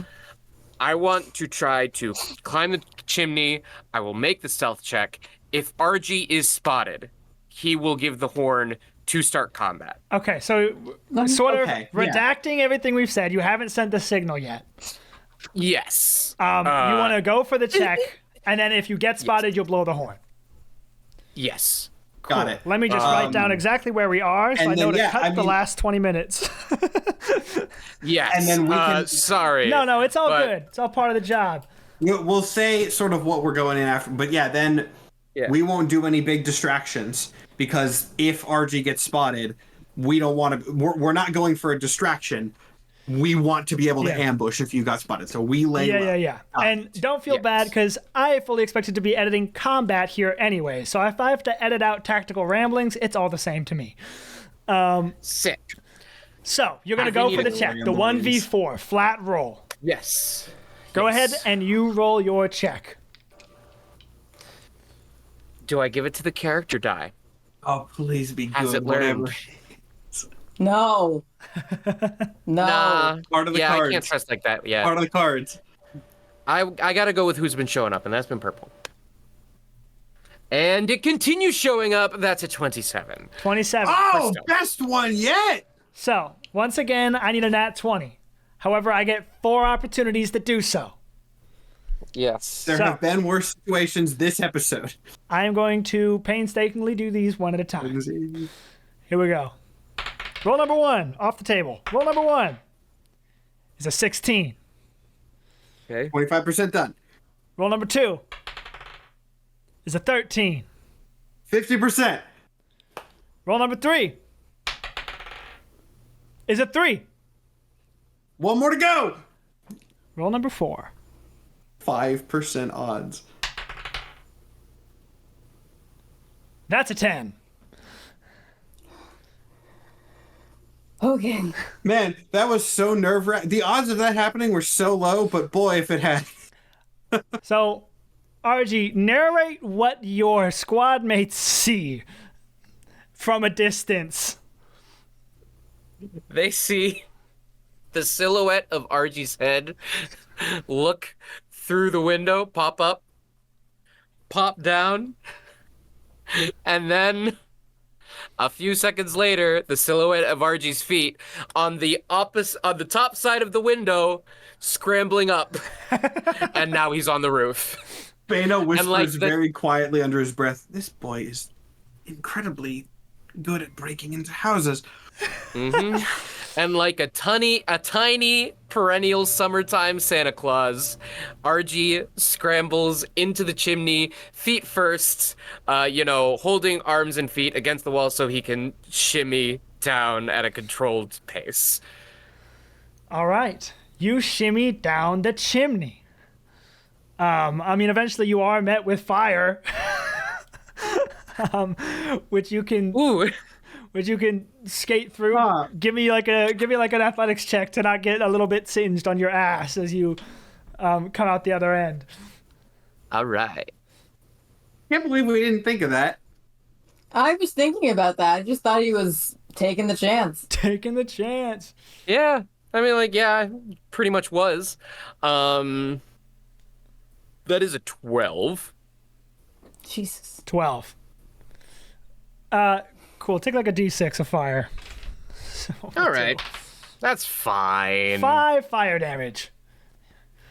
So you arrive. I am not worried about being damaged. I am worried about being seen. So you arrive in this sort of top section. This top section is like more like a cooking section. Again, massive. You're like in a giant's kitchen. There are barrels of who knows what all over the place. What are you doing? There's nobody in here. Nobody in here, no living creatures, no cages with things in them, just like barrels of stuff. No, there's cages of like live animals and all that stuff in here too. But it seems to be geared more towards. I guess alchemy and stuff would be going down here too. There's just a lot going on. It seems to be like a kitchen, but there's like what you crawled down was like an oven. And so, you don't know really how enchanting and elixir making works. That you might have to cook some ingredients to do some enchanting. You truly don't know. But yes, there are cages with various animals and whatnot. Most of them are sitting atop of tables or atop barrels. It should also be noted, and I'm sure to Nathan's chagrin, remember you do have a compass that can, at this distance, Right. hopefully navigate you through At this point, you this are sort of inside. maze. Yeah, I'll trim the fat. You're inside. There's nobody here. You have free reign. The compass is pointing in the direction of a specific cage on top of one of the barrels.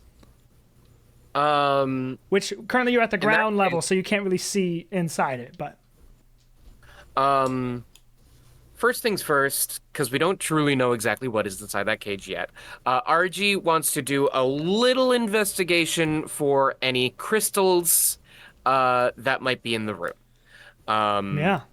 Especially if they seem similar to the stuff that was being used, but especially just like, what are we working on? Is there a vibe check that we Give can me get an on the tech in here? investigation. All right. Nice, nice, nice. That is a 27 again. 27 again. Wow. That's a good roll, RG.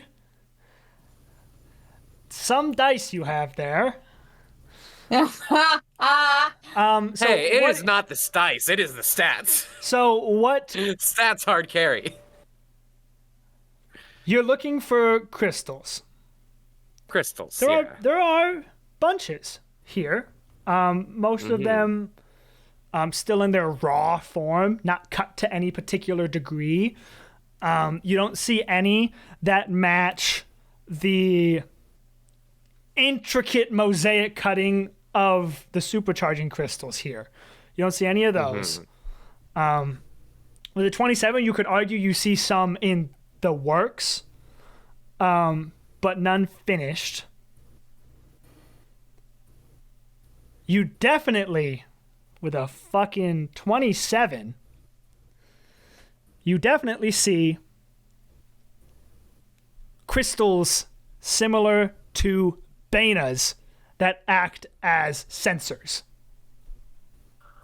Oh, once RG clocks that, he's gonna avoid those. In the corners of the rooms. Yeah. Of the room. Motion Okay, so- detectors, crazy. So you, with a 27, you don't seem to have tripped that yet, but that's here. Okay. Then RG is going to consciously move to try to stay within the blind spots of those. Yeah. Thank goodness. And with a 27, I'll just say you can tell where those are, where those blind spots are. That was a Okay. really good roll. And you can make your way to that cage if you want to. It's going to take some climbing because, again, everything is huge here. But that's something you're very good at. So, Yeah. yeah, you head in. My job is climb. Yeah, let's get to that cage. You get all the way up to that cage. The cage is notably thicker barred, or like there's more bars. Like there's cages beside you that are holding big creatures that don't need the gaps between the bars to be as small. You enter one, you see one, the one that you're heading towards is like a bird cage, but the bars are as close together as one would imagine, like a screen door, because they don't want to, for giants, by the way, so you could probably still stick your arm through, but they don't want whatever's inside getting out. And as you Right. approach, you see this cage is holding one person. They look disheveled, long, greasy hair, and they're curled up in a ball. They haven't noticed you. RG is going to. What's up? Does Amphis have a reaction? We know Amphis recognizes Forget-Me-Not. If Amphis leaves with no command and immediately starts, like, that immediately indicates, I think you can intuit it, and also it might wake them up. Yeah, RG was going with the assumption that this person in the cage is Forget-Me-Not anyway. It was going to nudge Amphis to, like, hey, get their attention so I don't have to make noise. Right. And, like, extend an arm so that Amphis can get in the cage. Yeah.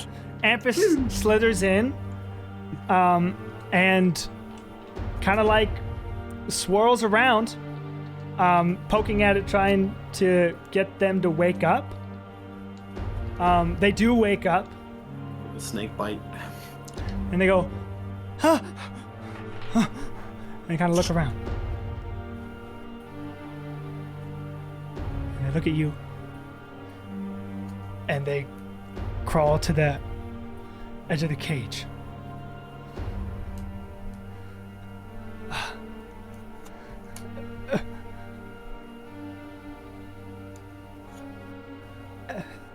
Who are you?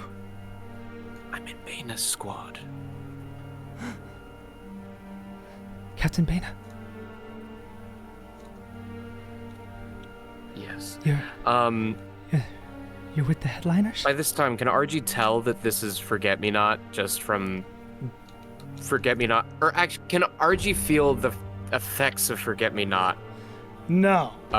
Forget-Me-Not's gift? No, but they look starved. You know what I mean? They Right, look okay, yeah. very malnourished and worse for wear. That is a lot simpler than my working theory of magic cage that nullifies gifts. But no, yeah, that would make sense. They look very worse for wear, and they're like, you're with the headliners. Where are they? Outside, out of sight. I think that between the two of us, we might be able to get out of here without being seen. Might?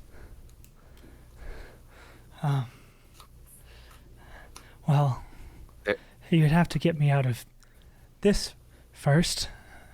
And they look at the cage.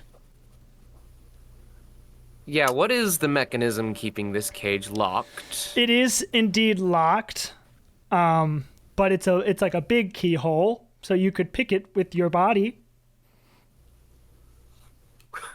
Huh? You wanna take that again, Nathan? You could reach your body into the keyhole and push some pins to try and pick the lock. Listen, I don't want to tell you how to do your job, but I feel like with me as the player and you as the DM, I should be suggesting that to you, not the other way around. But yeah, let's pick the lock with our body. Let's do it. Such a good point. But that was the inverse of the usual player DM relationship. So I just like to offer solutions. Sorry. You I could don't care pick if it it's a with your trap. body. I love that idea. This is some Looney Tunes. Cool. Yeah. Give me a sleight of hand. This is very Tom and Jerry. Sleight of hand. Can we classify my body as thieves' tools? Sure. I mean, sure. That feels correct to me. Skinny, Sure. good for thieving. I don't think that I am a swashbuckler rogue, so I don't think that actually would give me anything. But okay, sleight of hand. Actually, not something I really invested in, so we'll see how this goes. It's a 12. 12. Sure. What is 12? Sure, today? You Sure, know, like, dude. 6. Sure.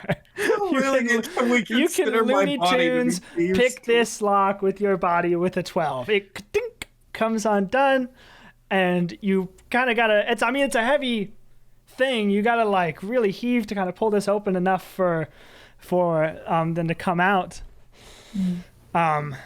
We'll say you do all that, get back down to the base of the cage on top of this barrel, which, by the way, you're like so high up in the air, like 20, 30 feet. However tall barrels are compared to humans is how tall they would be compared to giants here. You get the idea.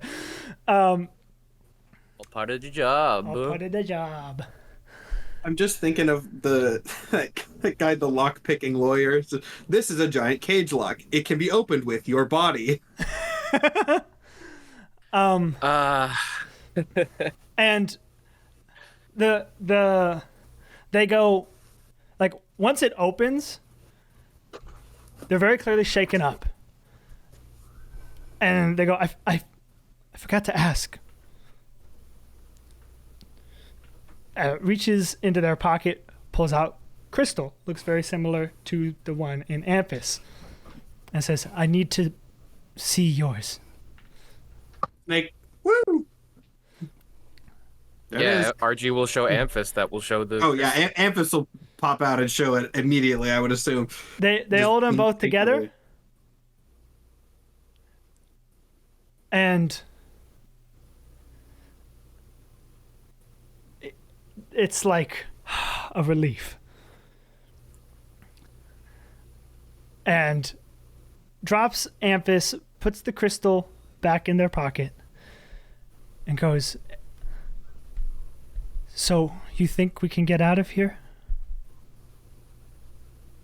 I snuck in through the chimney. I was able to secure a pretty decent route. We're gonna have to be stealthy, but I assume that's something of an expertise of yours. So it's doable. Right. Expertise.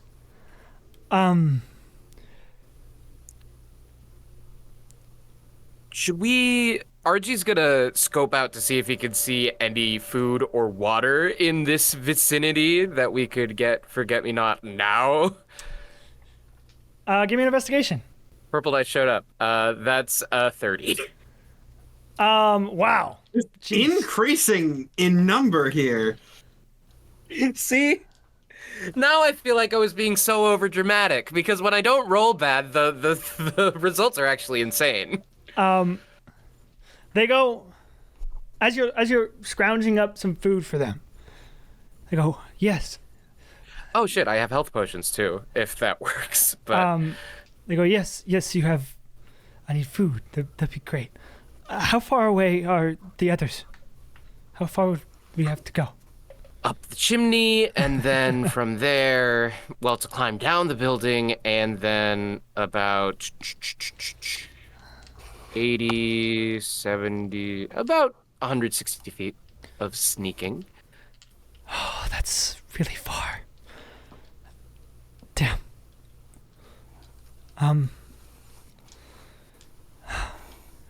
What was your name again?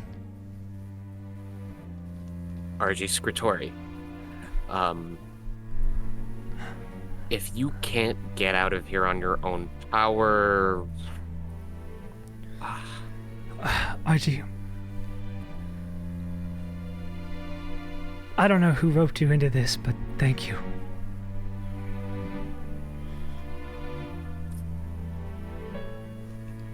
You're welcome. I'm just gonna keep it at that for now. I just need you to know for when we get out of here that Fertala, she's so smart. She's too smart. I think it's her gift. My power doesn't even work on her. She has my children. She said... She said...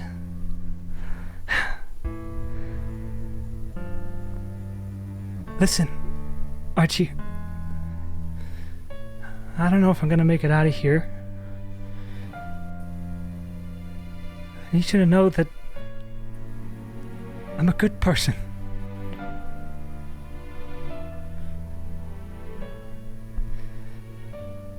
Then fight to get out of here, frankly, for your children and for your brother. He deserves to know that firsthand if you are a good person. Brother, right. He's supposed to be here for this. He's outside. She's too smart. I will fight for them. But Fertala knew. She knew that I'd pick my kids over some people I've never met. And they reach under their clothes. Oh, shit. And yank and drop a handful of pins. Okay. And that is where we will take our break. Motherfucker, we should have left you to die. We should have left you to die. And that is where we will take our break. Oh, that's So they're a good person, huh? Oh, I'm gonna take out all my good person pins. Nathan, Dana's whole bit is like, let's try our damnedest to not have to choose between things, and now this fucking situation. Cool. Hey, on the of bright shit. side, we did not burn all of our resources to get here. That's true. Oh, You this might is gonna burn be the ultimate resource of RG. And with Yeah, that, I might explode. We are going to take our break, and we'll be right back. Oh, Jesus Christ. And we are back and better than ever. Hey, Except for maybe one of us. don't worry about that. We got stuff to plug. We're going to talk a lot about what happens in this episode and will continue to happen in this episode backstage, where all the cool kids hang out. And it's only $5 a month to enter. Get your backstage pass over on the Patreon. You get access to the after show as well as early VODs on Sundays. It's a good time. We're going to work out a system so that we can still do that or something similar of value for when we go offline recordings. But we'll update you on the Patreon when that happens. You also get access to the Discord. It's all very cool stuff. Also, we are still raising money for PCRF. Masmus merch like the flag behind me. We got shirts and hoodies and stuff are all available at nathanapollo.com, as well as the Masmus Guide to Killing Giants source book, which Matt helped make. Doing that supports us, supports the show. It's super cool. And I think that's everything. We want to get into this? I've wanted to for several minutes, yes. Let's get into this. Let's see what happens. I will say now for another time in this campaign that I need to get more dice. Love this game. Nathan did this all for dramatic effect because he did not get dice when we were on break. Yeah, this is very. That's a good point. The class period just started. You had time to go to the bathroom, but you gotta go now. Okay. I just wanted people to sit in it, you know. He can't keep getting away with this. And this has I to will be put it on the record now. Whatever happens to RG, deserved. I spent the last. What about minutes. Amphis? Amphis is gonna explode. Oh, Amphis is an innocent victim, My and baby. I apologize for that. How many? Okay, what are we up to? Like 6? Are those 6 dice? They were so willing to sacrifice their own brother for this. Oh, he was supposed to be here for this. Yeah, Damn. that was the thing. Well, I'm not done grabbing dice, but you could be. notable detail. The last thing this person said was, I would choose my kids over some people I've never met. So, like, if Bana was there, they may have. Some people I've never But met. it sounds like they've never met Bana. They have Watchers met have been Bana. wrong the whole time. They have met Bana. They met Bana when they gave him the compass, because that's what we've been tracking for. That is true. Yeah. So Forget-Me-Not may have not done this if Bana was here. So sorry. It's if either that or I we killed your would've been sibling. entirely wrong. Cool. And this Someone in is chat just said Corey's last name actually is Bunka. We're just entirely. RG jumps to conclusions, and now Corey's dead. Oh, story of my life and possible death. And possible death. Cool. I actually didn't have enough dice for what I wanted to do with all this. Shit. So here's what happens. Okay? They said, Vitala's smart. Too smart. She knew I'd pick my kids over some people I've never met. It's weird. Boom. You got, and here's the thing, Buster. I really hate to tell you this, but it's not just the explosion on this person's chest that's happening. You are on top Oh, shit. of a barrel full of explosive material. Oh, this show's gonna change so much in the next 5 Yeah, minutes. this felt like a trap. This felt like a trap. this Oh, show's gonna really? change So Okay, much. what did if feel like I... Maybe if a genius, intelligent captain didn't give the enemy 2 months to prepare for your arrival, you wouldn't have walked into a trap. What were we supposed to do? We were supposed to just run in? Hey, you made your choices. I'm not saying they were wrong, but this is your bed, and I gotta lie in it. He's a scientist. He's not a tactician. You gave Batman prep time, and it's your fault. So To my No, it friends was and Batman, believers, Nathan. This is new information. to my friends and believers in the chat who are saying maybe the mushroom thing. If you've seen Dragon Ball Z and the climax of the Cell Saga, this might be a I got completely atomized and there's no way to grow back situation. So we once again find ourselves in a situation where if you take enough damage here, you will die. I don't think we're actually going to near that. How much health do you have? 78. 78. Ampus has 56 for note. I assume this damage is also going to be put onto my And- little guy. I don't know if we got like an official ruling, but we're saying that you can uncanny dodge this. Uncanny dodge, but not evasion. Not evasion. No evasion. I am not moving out of the way of this explosion. One could argue There's that no you style could on make a Earth dex save. Like I think that will get me out of here. I think Jeremiah made a dex save for his explosion, but also like the floor beneath your feet is exploding, so it's like, what are we gonna do? What are we gonna do? Well, we'll tell you what we're gonna do. We're gonna roll these dice. How many dice was it? Did you say? I did not say. Do you want me to give it to you straight? I'll leave it to Mike. I was just curious. Yeah, let me know. Cool. I want to know. It's good to know going in, set expectations. Do a little math. How bad can this get? 12d10. Or like 10d10. Whoop. 12 So D10. on average, that's 60. On average, that's 60. I don't think it's possible for you to instant die here. Because you would have to get negative 83, which would be like 150 something damage. Right. And even then, uncanny dodge can't. Yeah, so, yeah. Okay. So you'll probably be all right. So here we go. That's so many dice, and that's not even all of them. So we got 8, 12, 17, 20, 25, 34, 39, 40, 46, 53, and that was only 10, so I need to roll 2 more. But this is going to be halved, correct? It will be It will be half. Okay. 8, I'm instantaneously Which is- less worried. 61 fire damage, halved. Ugh. Thanks to Uncanny Dodge to 30.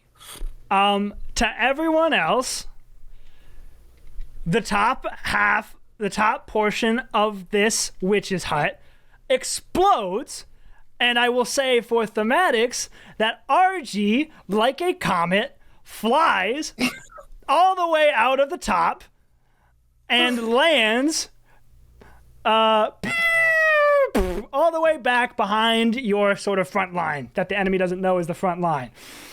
And so that happens. And then you witness as all of these groups of fairies immediately rise up, and you hear things. Who can speak giant? RG can speak giant. Is it just RG? Can RG speak constant Ari can ringing in speak ears? giant. RG, I'm gonna say you're deafened, but Ari, Yeah. Ari can Ari. speak. Ari Yeah. can speak giant, and I think is that it? Bana Yeah. cannot, so I All right. think that is it. So- Our third was Jeremiah. Jeremiah could. Ari, and only Ari, hears the fairies say, "Whoa! The trap went off! They fell for the trap! That idiot human actually blew himself up!" And they are now on high alert and see you all. Hey guys, let's not be here anymore. Let's skedaddle! RG, can you walk? You know what? Especially just for thematics, I'm gonna use my new 9th level Battlesmith feature. I can do this as an action. It costs a use, but let's see. Okay. You know what? Screw it. I'm gonna use it twice. It's actually still pretty bad, but it is definitely worth it. Amphis is gonna kind of. Oh, wait. Oh, Amphis took 61 damage. Yeah, I don't assumed think it was Amber also going to figured be it out. halved because he's wrapped around RG and RG uncanny dodge. That's very generous. I don't know. That's very Yeah. generous. That's your, He's that's also your call. made of rope, so if anything, he should be vulnerable to fire. Uh, I thought the whole time he was stone. This whole time. no, it's a rope. Didn't know that. Okay, Didn't know that. I'm actually less worried than you would think because you did say that RG like flew out. If my defender has died, I won't do this now. Yeah, I won't do this now. I can revive him if I have the Okay. parts. I For can all revive intents him and purposes, in, he's like, dead. If he took 61 damage, even if he took the uncanny dodge, we should rule that he's probably vulnerable to fire. So, if I have the pieces and if it's within the hour of the Steel Defender's destruction, I can revive it as an action if I have tools. So I'm assuming I have like the crystal components and stuff.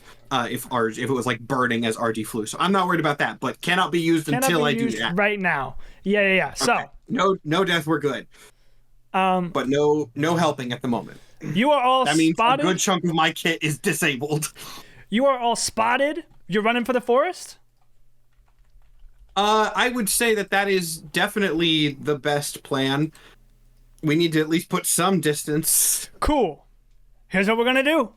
Welcome to Chase Mechanics for D&D 5e. Oh, good. These are gonna be. I'm ruling this all on the fly. I'm sure there's actual chase mechanics in D&D. Leave me alone. Well, these are gonna be opposed athletic checks. Your group versus the fairies. Okay, keeping it nice and simple. We'll take the average of the best three. It's gonna be like death saves, right? Maybe I'll edit a graphic up. Do more work. Sure. If they beat you 3 times, they catch you. If you beat them 3 times, you get away. Okay? So that's how we're gonna do things. Your group versus theirs. So everybody give me an athletics. I do have Flash of Genius. This is an ability check. So whoever gets lowest, I will probably use that, and I can add +4. Note that does cost a reaction. So I don't know if Nathan will let me use that multiple times on multiple people, but whoever gets the lowest, I can Flash of Genius. You can use 1 per roll, 1 per round of this. Okay, so yeah.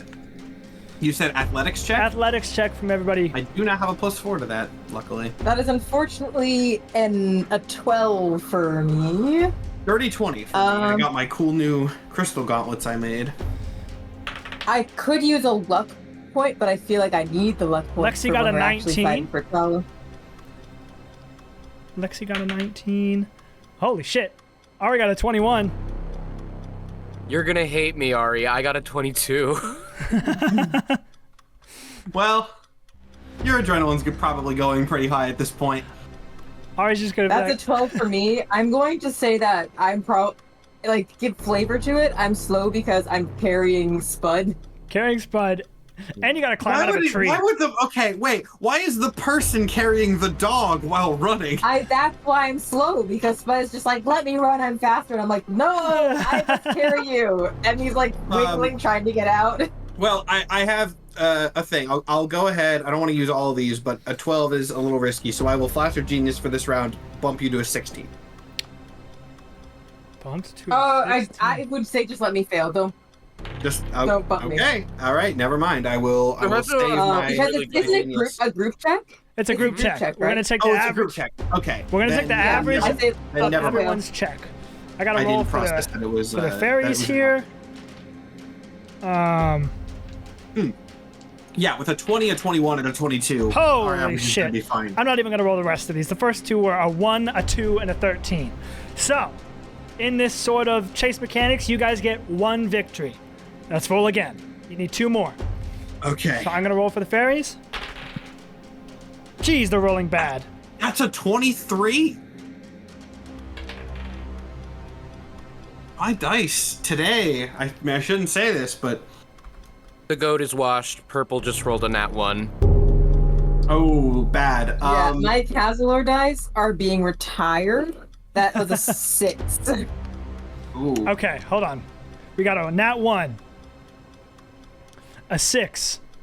Matt, what'd you get? 23. 23? Pull the average up a little bit. Come on, Ari. That's going to be a 17. Okay. And Come on, Lexi. Lexi has good athletics. Nat 1. So that's going to be an 8. What about Su Young? Where's Man, Su Young? Be there to help us in this moment. Su Thank Young- you. Su Do I Young want to buff? rolls flat. He gets a 2.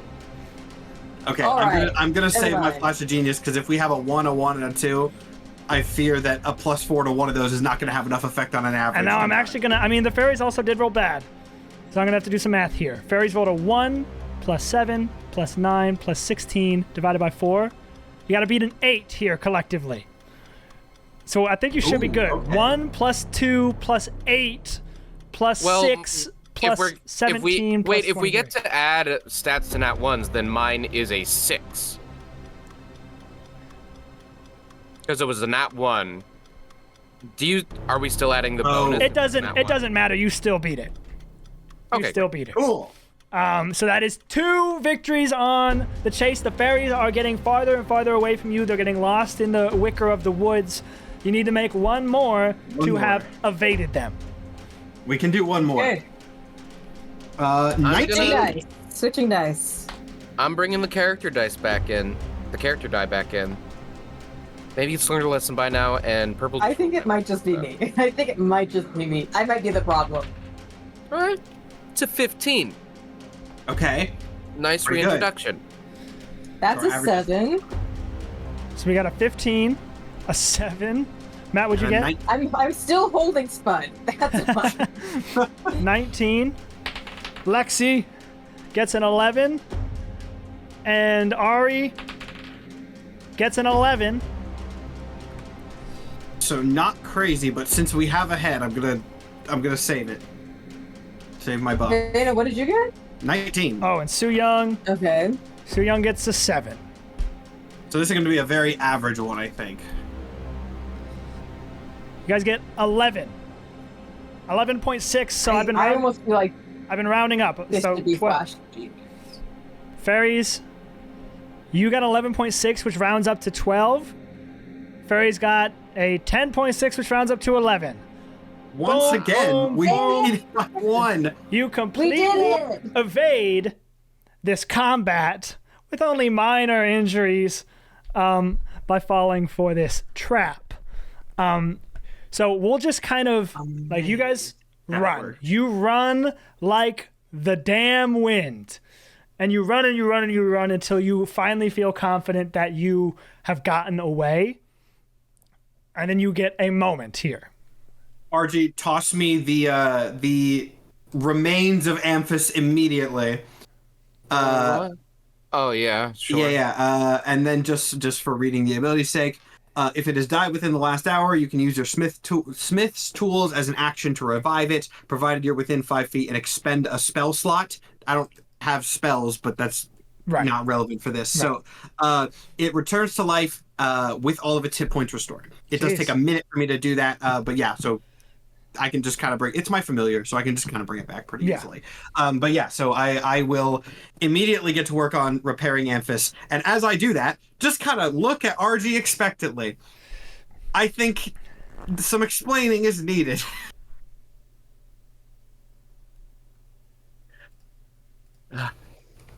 I found a prisoner, presumed to be Forget-Me-Not, who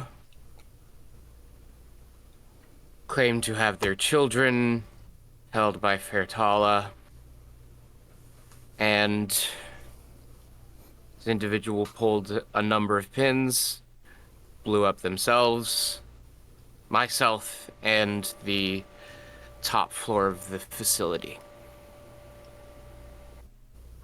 And you're sure it was Forget-Me-Not? I didn't feel their gift, but they were very malnourished. Is there any... I don't know if there's any check I could make to see if there is any better idea I can get, but I saw what I saw, and I never actually... I don't know if I even ever referred to them as Forget-Me-Not. You never did. But no, wait, they had the other half of the compass. That I was did what I have was the going to other say. half of the compass. What is the compass tracking to right now, if anything? Because I don't know what happens if that Well, thing gets destroyed. Yeah, it would It have probably just presumably been doesn't destroyed, work so now the anymore. compass just doesn't work anymore. Okay. Then yeah, at the very least, in Baina's mind,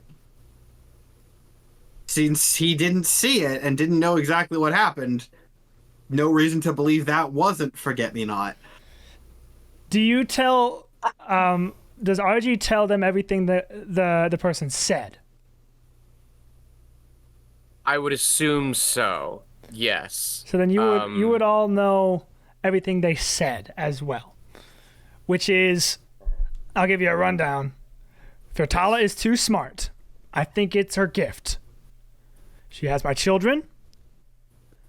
I'm a good person.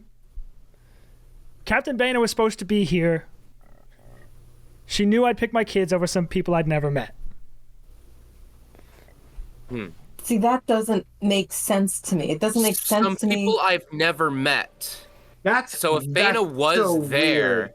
was supposed to be there, then the deal was made that this person would blow themselves up with Baina there, saying they don't know Baina. But Forget-Me-Not has met Baina. And you were Yeah. even saying during the break, Momo, like, when the fuck would Forget-Me-Not have time to have Time to have kids? kids. Also, like, this That's also not doesn't Forget-Me-Not. make sense, because thinking about this from the scientific perspective, we know that Fertala is experimenting with transfer of gifts in some way. This was the discussion we had, right? Forget-Me-Not's power would be incredibly good to weaponize. Why the fuck would a genius strategist blow up such a powerful asset to I get to us? highly We're a doubt cool they squad. would. Are we that valuable? I do not think so. I think that might have just been a prisoner of war. It I could think that very might have much just have been like, a prisoner. if Forget-Me-Not is captured, it's entirely possible that the beacon crystal was taken off of them and Their given to person. someone else. Yeah, we need to Oh, save this fuck me. because that's probably the That only would reason be they said information, they would have yeah. said they're a good Yeah. person because There is no way that's Forget-Me-Not, because if you think that you're going to die and you think RG's going to die, you wouldn't even think to divulge as much information on the slim chance that you get free and you survive that. That person had no information to divulge. Maybe I'm overthinking this too, because I am a comic book boy and thinking about how superpowers work occupies way too much of my time. But the idea of them being malnourished, deactivating their gift, doesn't make sense with how powerful we've seen this gift be. This gift can wipe, supposedly, if we've seen, like, if all the records that we've seen independently in Cazilor are true, this gift can wipe years to decades of memory from very, very, very close people. It's fucking wild that them being malnourished just means that it didn't work at all. Like, that doesn't make sense to me. also like that feels like it could be planted information. I think it's Fertala's gift. She was too smart. She saw right through me. If this is not Forget-Me-Not, and that wasn't some valiant last act of sharing what information they know, which maybe this person was doing, but like otherwise, we don't know how much Fertala foresaw in terms of this. I am willing to believe that, like, yeah, maybe she does have hyper intelligence inspired by a gift, but maybe is trying to give a false understanding of what that idea is and how it works. Maybe she has a completely different method of spying and telling the future and is just trying to fearmonger with this. Really, I don't know if we can even take much of what we could probably take that there are kids hostage at somewhere that we need to get. But other than that, like, I wonder if this is an unreliable narrator. Of course, we don't want to lift. I don't know. I Maybe don't know why. I overthinking completely this. forgot they've been stealing people for how long? This is Yeah, probably they one of have those other that they've been people. stealing. We I might also totally be forgot that was overthinking the this. first half of the arc. The first half People of this going whole missing. season was people are going missing Yeah. because Going Faratala missing. needs them to do the soul stuff, the things. Necrodia. Oh yeah, Um, this is one of those people. Also, So wait, we guys, still have no leads. there's a really easy way to tell this. I'm kind of amazed I didn't think about this. There was a communication barrier because the only people in that room were RG and Amphis, and Amphis and RG cannot communicate directly very well. Bana knows how to communicate with Amphis, and it's been established that Amphis can recognize Forget-Me-Not. With the way we've seen it, presumably the ability, the gift, does not work on the construct. Yeah. Amphis is repaired. Bana's gonna ask Amphis if that was them. No. No, it's not. Amazing. That was another captured person. Yeah. All right, well, we figured that out. What do we do now? Okay. Cool. That's. I mean, sad, but good to know. I've been waiting to talk for a minute. You guys seem stressed. Oh, Spud! Hey, buddy. Hi. What's up? I can put you down now. Yeah, thanks. You're welcome. I'm not 100% sure, but I smell something stinky, and I think Boss is around. What? Where? Somewhere That over would there. be- It's far away. By all means, lead the way. Let's go. Wait a second. Not just running fully barging in, but let's slowly go that way. No, not even that. We need to consider that we, and I'll be fair, mainly I, walked directly into a trap that was laid by holding captive someone that was of personal importance to us. We can go stealthily, but we do gotta remember that this could be a second trap. Just course. throwing it out there. There is an interesting thing here, though, and I don't know. This is just kind of something to remember this because this is going through Bana's mind at the very least. Faratala very much wants us to think that she is a genius, right? That's clearly established. It was basically exactly said in the script. But also, like, there is the very key thing of Amphis was easily able to recognize this person as not Forget-Me-Not. That was immediately apparent, right? If Faratala really knew everything about us in the situation, that would probably be something that she knows. So she definitely doesn't know everything, which is just good to have in mind going forward. Not Right, but clairvoyant. there is there she's is a lot of ground between omniscient and laid a second trap. Right? No. I'm not. To be clear, I'm not saying this is not a trap, but I'm also saying that like it is good to know that she's trying to bluff us because That's that true. means That's true. that means that she definitely doesn't know everything, right? Like we do have some edge of secrecy because if we didn't, then she wouldn't need to bluff us. Cool. Yeah, Spud says he's got a whiff of something. What's the stinky smell you smell? Smells like Boss. That smelly smell that smells. Smells like Quickly Boss. went from someone just sacrificed themselves in a suicide bomb to save their kids to what's the stinky smell you smell? Smells like Boss. I know that smell. Okay. That's the stinky smell he reeks? Well, Is it's that... stinky to me. It's just like I don't know what you smell. You don't know how I smell? I don't smell stinky though, Well, right? no, you all smell stinky. It's not a bad thing. I stink It too. is hard to get access to showers in the jungle. Hey, no one's attacking you. I'm just saying we all stink. And I smell stink that's Boss's stink. All right. Do you smell Vera's stink as well? Gotta ask that. I'm not as familiar, but gonna roll. Maybe? I'd have to get closer. While you're sniffing around, Okay. Spud, talking through Winnie, of course. Yeah. Do you smell any fairy stink in the same direction? I mean, there's fairies stink all over the place. Encouraging.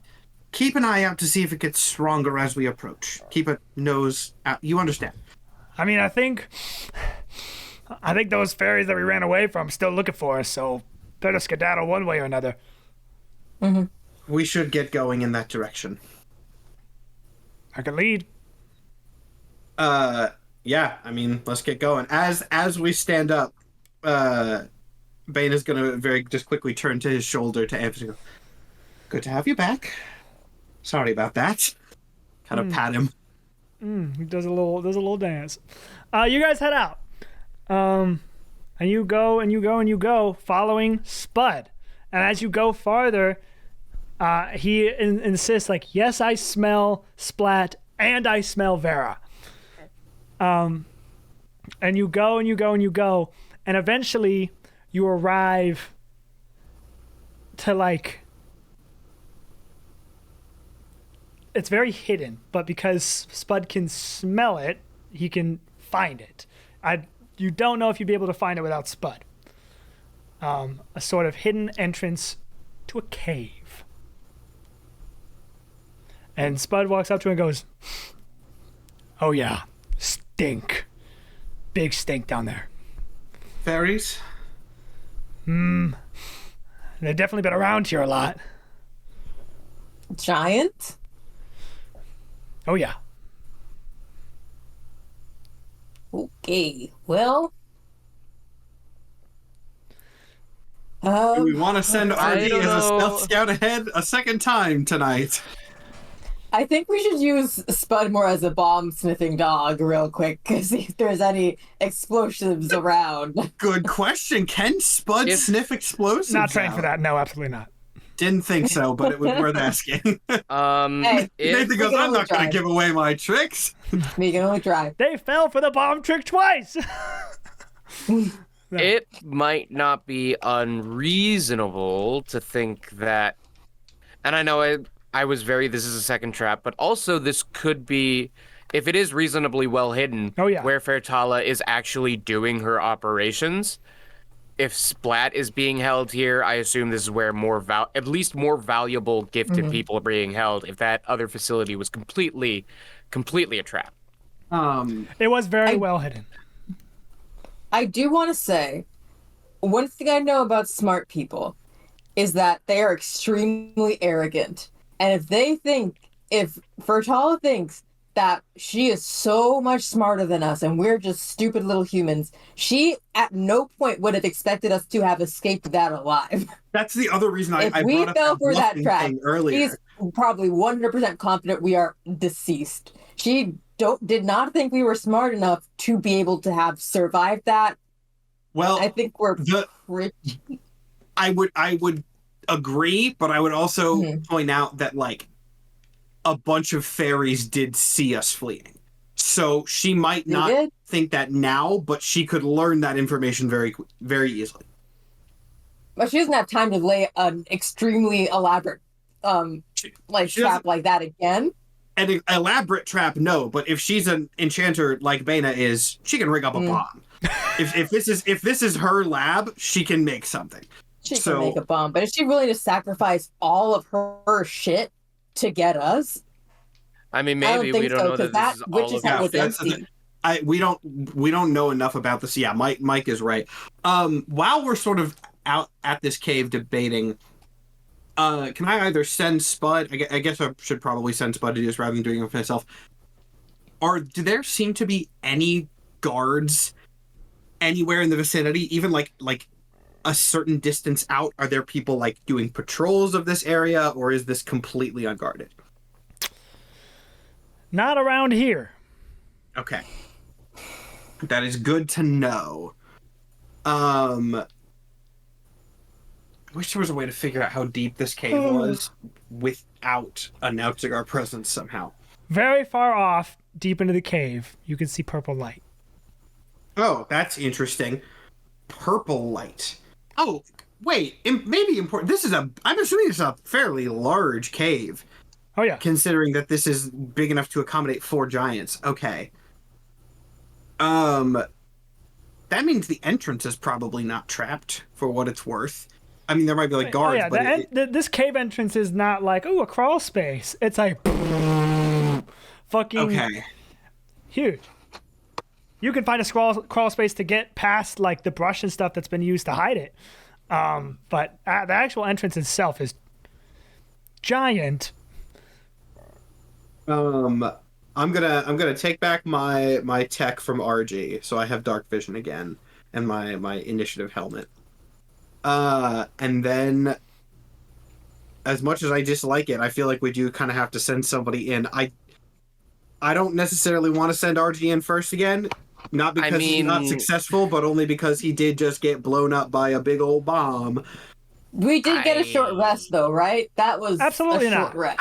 Yeah, I was about to say, absolutely this is like that has not been a short this rest. is like maybe 25 minutes from the last thing. Absolutely not.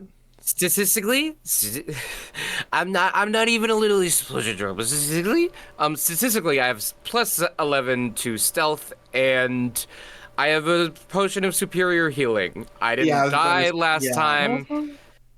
If you want to pop, well, you should probably pop the healing potion. Anyway, Camera just shut off. We've switched. Love that. Whoops. Oh no. Cool. And we're back. I mean, yeah, I would definitely pop that healing potion regardless. And if you want to go in, take 2. I'll send Amphis with you. I love how RG just is like, hey, this situation went bad for me. I'll do it again immediately. I'll do it again. Did RG even heal entering on the way here? What's that? Did RG even heal on the way here? No, but he'll heal now that he's gonna be going into that cave. I feel bad forcing you to go do a stealth thing again, but you are also the best at it objectively. Yeah, and we can't just go in. So, potion of superior healing. How does that? 8d4 plus 8. 8d4 plus 8. Let's run through this. A little concerned about the night fairies that can just 3. hide and travel through shadow. Yeah, that is concerning. That is why I'm sending it with the helm, though. He can't be surprised. Healing up. 7. You hear that, Nathan? Can't be surprised. Hey, I already knew that from Banner's training. Can't be surprised. And trust me, it's been a thorn in my side. Oh, I forgot we actually had that training, too. It's been a thorn in my side ever since. Yeah. No Anytime one I can was be like, you know what would be great here? A surprise attack. Oh, wait. That doesn't work. Advantage on initiative. Oh. Well. All right. Superior 22 healing. 22 in healing? 8d4, I rolled 1 4. But 22 healing. It is 84 plus 8. I don't know if you did that as well, but... I did. Okay. I got a 14 plus 8. Oof. 22. So it's like I only took 8 damage from the explosion, if you think about it. If you don't think about it. Suddenly, from the cave, you hear a female voice call out. And it goes... So good or so bad. Headliners! Are you going to make me wait all night, or are you going to come down here and chat?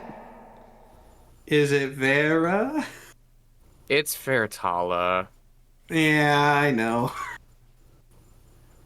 I see. Imagine if we weren't here and she's just been doing this every 20 minutes. I don't think we should discount that. I have an ability that lets me put recorded messages into crystals. I could do that right now. Give me a perception check, everybody. I feel like Nathan is telling us to go into the cave, which we're going to get to eventually. Hold on, let me do my perception. I think I'm just cursed today. Virtue is retrograde. Underwhelming. My best was 11. Cool. What was that, perception? Oh, then yeah, that's flat. That's a 7. Wow, what was the highest roll there? What did you get, Momo? I got an 8. Oh, then my 11. Does the rest of our party do a perception check? That'd be good. Yeah. Lexi gets a 23. Hell yeah, Lexi. On top of it. And he kind of nudges you, Baina. He goes, Captain, Look. And all along the entrance of the cave and the surrounding trees are those sensor crystals. Yeah. We should just kind of go in. And then, you hear I the guess. voice as you... Are you going in? Well, I was gonna wait for that was me saying it as a player. We'll figure something out, but continue. You hear the voice call out again, it's echoing through the cave, saying, I see you survived my little trap. Pity what I had to do to that poor father. He was only human, though. So who truly cares? How far is this tunnel roughly before we get to the light? It's pretty deep in there. Okay. Part of me kind of wants to shoot a Tanglethorn arrow in there. But I'm not gonna do that. God, I wish I had a better plan, but at the moment, I don't. Does anyone else? Not unless we have a way of blocking or disarming these sensor crystals without tripping them. There's Well, no I think they've already need- been tripped. There's I think no that's how she need knows to we're be afraid, headliners. I just want to talk for now. Do you think I would let you come all this way and not at least get a monologue in? Come The on bomb would down. suggest that was your plan. I call down the tunnel. First thing I've said to her. I have your mean- sibling, Captain. I'm this well is aware. completely in line with the arrogance hypothesis. It is. I mean, yeah, I do think we kind of just have to go in. I don't like it, but I really don't see another like practical solution. We need to be wary when we do. Okay, one last thing I want to check. And I don't know if this would be an Arcana or a Nature or whatever. Can I see any indication around the mouth of this cave that there is any sort of mechanism that can close it? Because I don't want to walk in and then have this thing be closed behind us. I want an exit open. Yeah, roll me like a Arcana check. That's a 14. I think, going to use it. I really don't want this to happen, so I'm willing to burn one of my Flash of Genius. I still have 3 left. So that's an 18. You don't think it can close? Okay, in that case, I mean, yeah, I think we go. You heading in? Unless anyone else has anything to say, I'm not convinced, but I think it's the best plan. I'd be like, I got blowed up. How worse could this go? I got bloated up. How much worse could it possibly be? Yeah. All right. Cool. You all begin the trek down. And you hear Fertala go, "Oh, good job. I'm sure you all feel very brave trekking into the unknown. It's funny how society praises the brave, no? For what is bravery if not stupidity and luck joining forces? I don't prefer to gamble on such things." And you come down, and you turn the corner into this sort of purple light. And before you, you see a huge scientific emporium. There are bottles and potions and crystals all within the natural opening of this cave. It is ginormous. You see, most of all, standing above you, Fertala, the Grimshar, with a cocky smile on her face, like everything's finally coming together. And she goes, "I'm so happy you've decided to join me down here. Once again, as promised, I would just like to have a little chat." And that is where we will end this episode of Tales from Cazilor, the Golden Era. Thank you so Yeah. much for watching. We're about to talk in the after show about all this, so don't forget to get your backstage pass on Patreon. Don't forget to get your merch. It supports a good cause. And don't forget to come back next episode, which notably will not be next week.